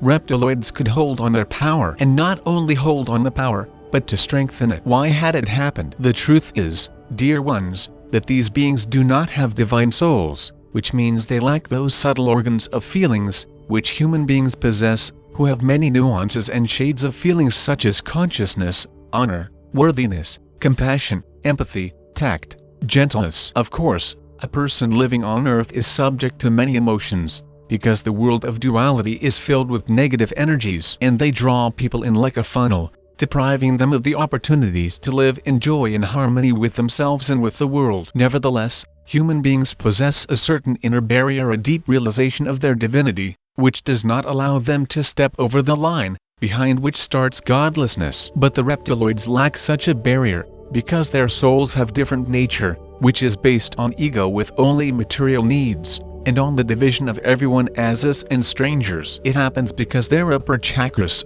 which unify humans with God, are blocked, and they are not capable of the generosity of the spirit and unconditional love. Reptiloids had worked tirelessly according to the program installed in them by their masters, the dragon race. The essence of the program was to enslave the consciousness of the people, to kill their divine origin, and to make people their servants. And this is the truth, dear ones, which you need to know in order to resist the occupants of your earth, who, in contrast to you, do not have any moral rules or barriers. They are the generators of all kinds of negative energies, because this is their main fuel, without which they simply cannot exist. They draw this energy from the most different sources, taking charge in media, placing their representatives in the positions of power in TV, radio, creating social media networks on the internet, this universal web wherein undeveloped young souls are caught. They seduce people, imposing false concepts about life, and forcing them to pursue material values, in detriment to the spiritual ones. And we must admit that they do that very subtly,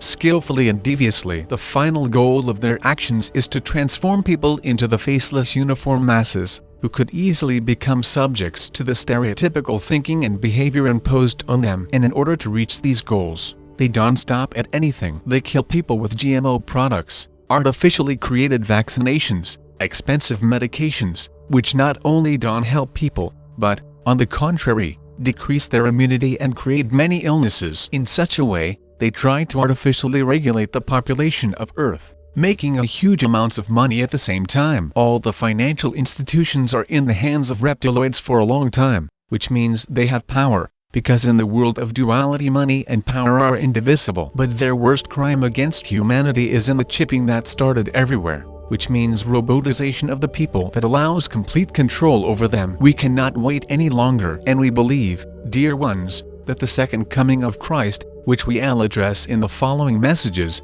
would save you and your earth from perishing. We all stop here today. Father Absolute and Mother of the Universe, who love you without measure, spoke with you. Greetings, my dear beloved children. Today we all attempt to explain to you in the most simple and accessible form what is divine feng, what is its nature, and what is the mechanism of its appearance. Today we all speak about the greatest souls who now come to your planet in the great numbers. Imagine their mother soul as a luminous sun, which sends out many rays at the same time. Each ray is not only a separate part of mother soul, but consists of its male and female principles or both parts of the same soul. And because they cannot incarnate on earth as one body, they are born as a man and a woman, who personally select the best conditions for their incarnation, such as the country, social environment, and the time of birth. Such souls, twin flames, could start the most valuable great service only when they unite their energies into one balance, harmonious divine energy. Their unification on the physical plane happens extremely rarely, and there are many reasons for that. After incarnating in the physical body on earth,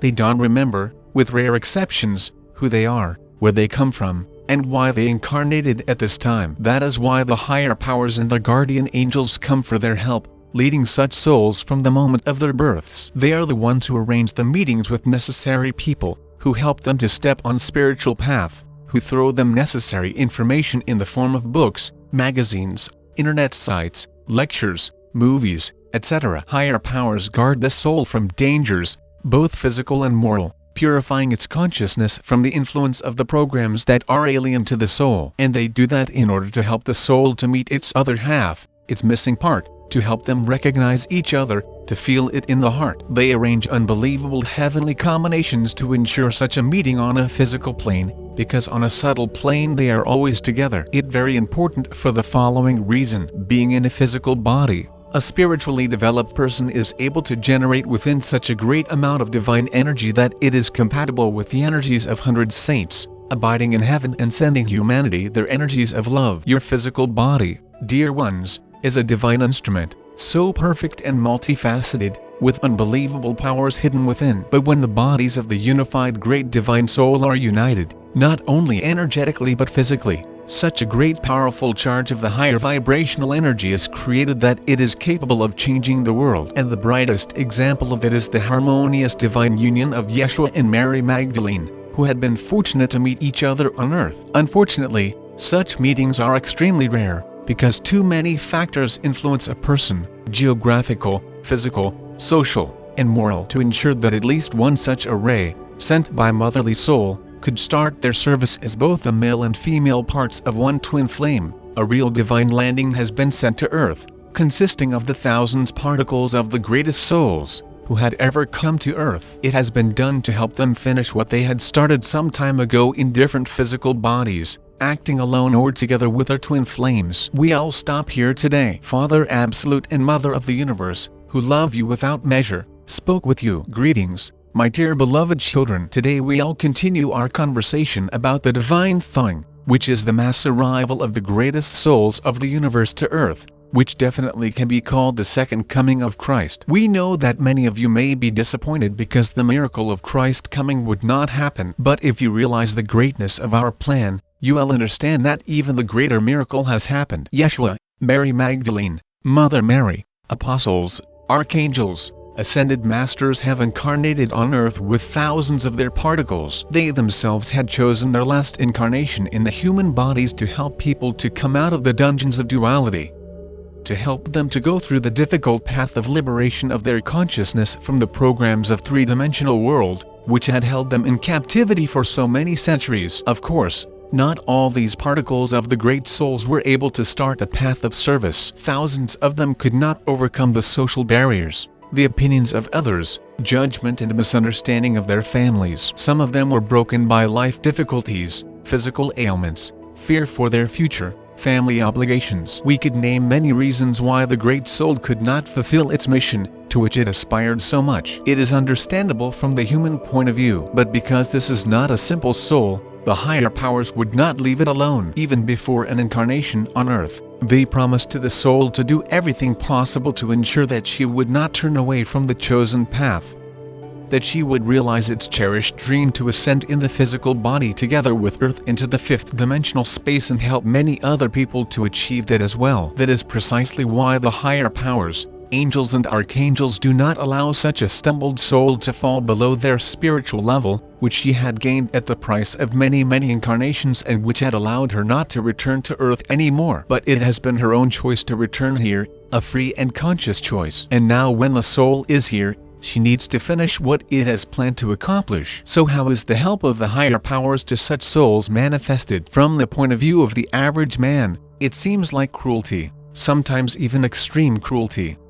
Because a person who forgot about his mission is led through a series of very difficult tests, sometimes mental, sometimes moral, depending on what is most meaningful for each person. It all starts gradually. Initially he is given small difficulties, which are meant to take this person out of his comfort zone, to force him to think about not material, but spiritual values. But if it not happening, he is given more serious tests, which literally drag him out of his habitual life. It could be the loss of wealth, illness or death of the family member, difficult handicaps. But if even that does not help, such a soul is taken away from the physical plane of earth, to prevent it from falling too low, to ensure that he is keeping what has been gained through the centuries. That is why so many pure souls leave this world too early. But believe us, dear ones, it is done for their goodness, even if it is difficult for their families on earth to lose them. But more often, the great souls feel their own uniqueness, feel how different they are right from their birth. They are attracted to spiritual knowledge,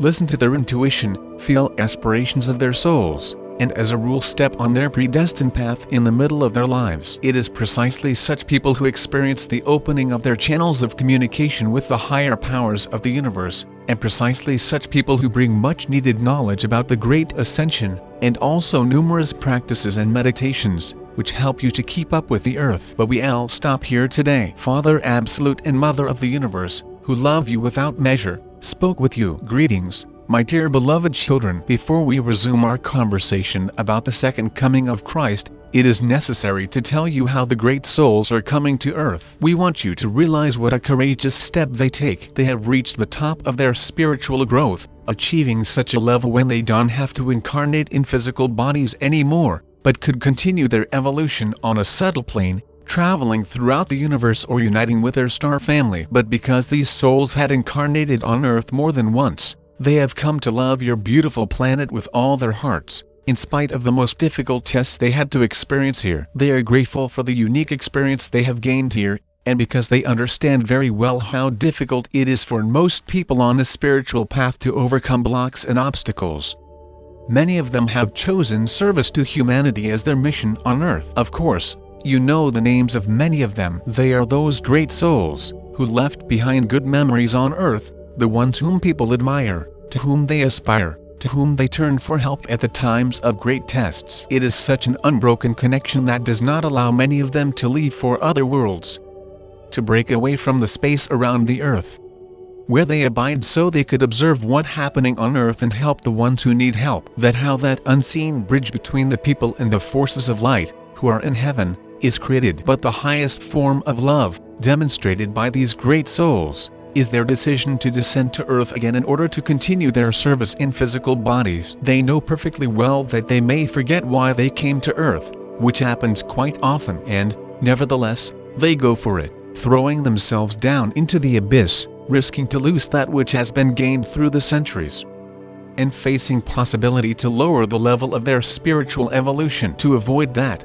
they try to choose for themselves such families and such life conditions, which could help them to start their service as soon as possible. And now, there is such a unique environment on earth that a few particles of different great souls could live in one family at the same time. In heavens before the incarnation, they have decided to ensure a success of their missions and to come to earth as a group, hoping to remember each other in physical bodies. And the great stream of spiritual knowledge and practices that now flows from heavens helps them to remember who they are and what is the goal of their incarnation to earth. Numerous people are now allowed to know their previous incarnations and even to travel in their subtle bodies to other worlds, to different planets, and to their previous lives. It helps them to realize the responsibility before their own souls, and remember why and for what purpose they have come to this beautiful planet again. And such people become the spiritual vanguards of the planet, the ones who lead others, who teach them unconditional love, showing them an example of a true service, sincere and selfless. Like magnets,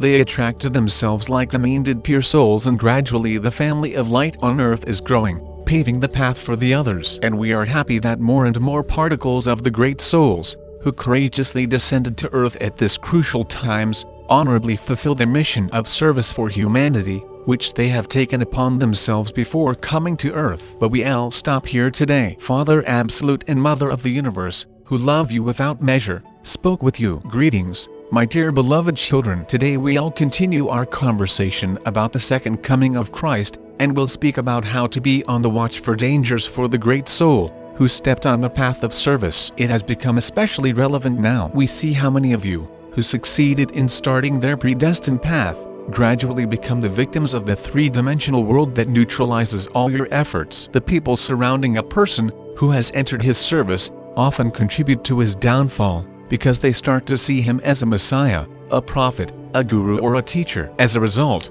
such a person begins to feel as a higher being, who descended from heaven to earth, separating himself with an invisible wall. He becomes the greatest authority, and his every word an undisputed truth. Once again, the people have created an idol for worshipping. Certainly, you know of many such examples. On the other hand, those who are not aware of the events that are happening on earth, who do not know anything about the shift, about the energy changes of our earth and its inhabitants, about the increasingly higher vibrations, who still live completely in the three-dimensional world, would consider such great soul a charlatan, a false prophet, throwing mud at him and denouncing him. Of course, we have shown you two extremes, but quite recognizable ones. Is not it true? So how should the great soul, who completely realized who he is and why he has incarnated on earth, behave in such a complicated situation, being torn between the two extremes? First, under no circumstances, you should speak in vain of that which is dear to you,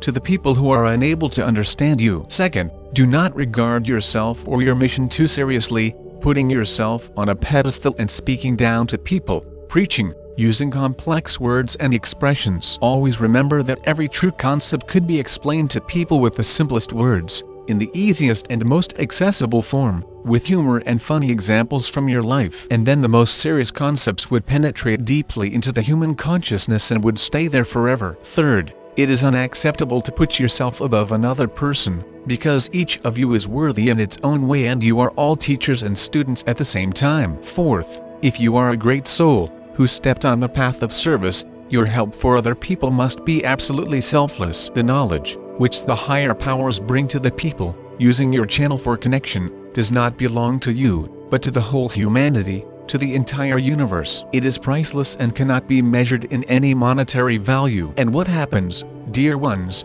when such principles are broken? In such a case, your connection with the higher powers is lost, and completely different beings connect with you. In the best case scenario they will be the beings from the higher astral world, and in the worst case the beings from the lower astral world, depending on what thoughts and emotions possess you at the current moment. And because too many factors influence consciousness of the human being, who lives in duality, he could swim in a very different energy range, accepting an information from the higher powers and from the astral beings. His channel of communication can be compared with the unseen scale of vibrations, and depending on which level of vibrations a person stays at each moment, he attracts the beings who are at the same level of vibrations. That is why, dear ones, it is so important to keep your soul and your consciousness pure, which is a guarantee that the higher powers of the universe would speak with you and not the ones who would like to speak in their name. Father Absolute and Mother of the Universe, who love you without measure, spoke with you. Greetings, my dear beloved children. Thus, the series of our messages named The Second Coming of Christ are coming to an end, and today we would like to sum up everything that has been said. We informed you about the history of the origins of humanity,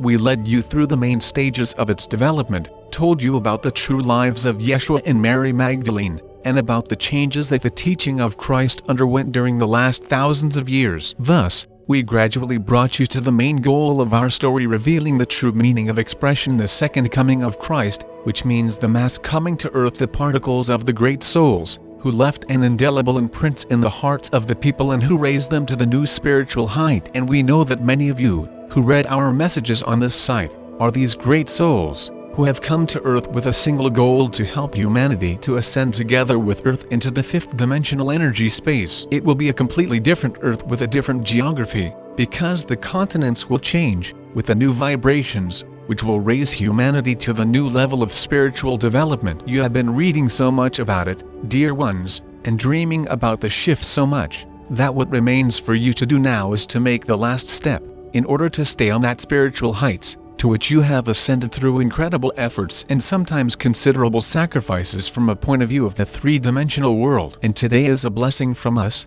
we would like to give several advices how to conclude your great missions on earth honorably, that you would never have to return to duality of the third dimension on other planets. Thus, our first advice: never under any circumstances do not betray the work of your soul, the service for the goodness of humanity. It may be anything, but its main principle consists of your ability to bring the knowledge to people softly, gently, unobtrusively, respectfully, while filling each word you utter with light and love. Become an example of a person of the future, someone whom people would like to emulate, something you have already done in your previous lives. Second advice: do not tell that you are a great soul, even if you know that about yourself. Not all the people are ready to accept that, and most likely they would call you an imposter, and the ones who would believe you would start an unnecessary fussing around your name, and by doing that may create a new idol for themselves. You don't need worship, don't you, dear ones? And you don't need judgment too. Both of them would not bring you joy. The most important thing for you is to carry the light and true divine knowledge to the people. And if you would see the results of your work, how the consciousness of the people is changing, how their values and priorities are changing, it would bring you such happiness and joy which cannot be compared with anything. And the third advice: let all your accumulated spiritual knowledge flow into your practical life, every day, every hour, and every minute. It would not be accomplished by your ability to discuss spirituality and lofty matters, but by the ability to live always staying in the higher energies of light and love. That would prove to be a divine achievement, meaning fulfilling the mission of awakening of humanity taken upon yourself. And we bless you for that, our beloved children, who courageously descended to earth in such difficult times for our planet. Father Absolute and Mother of the Universe, who love you without measure, spoke with you.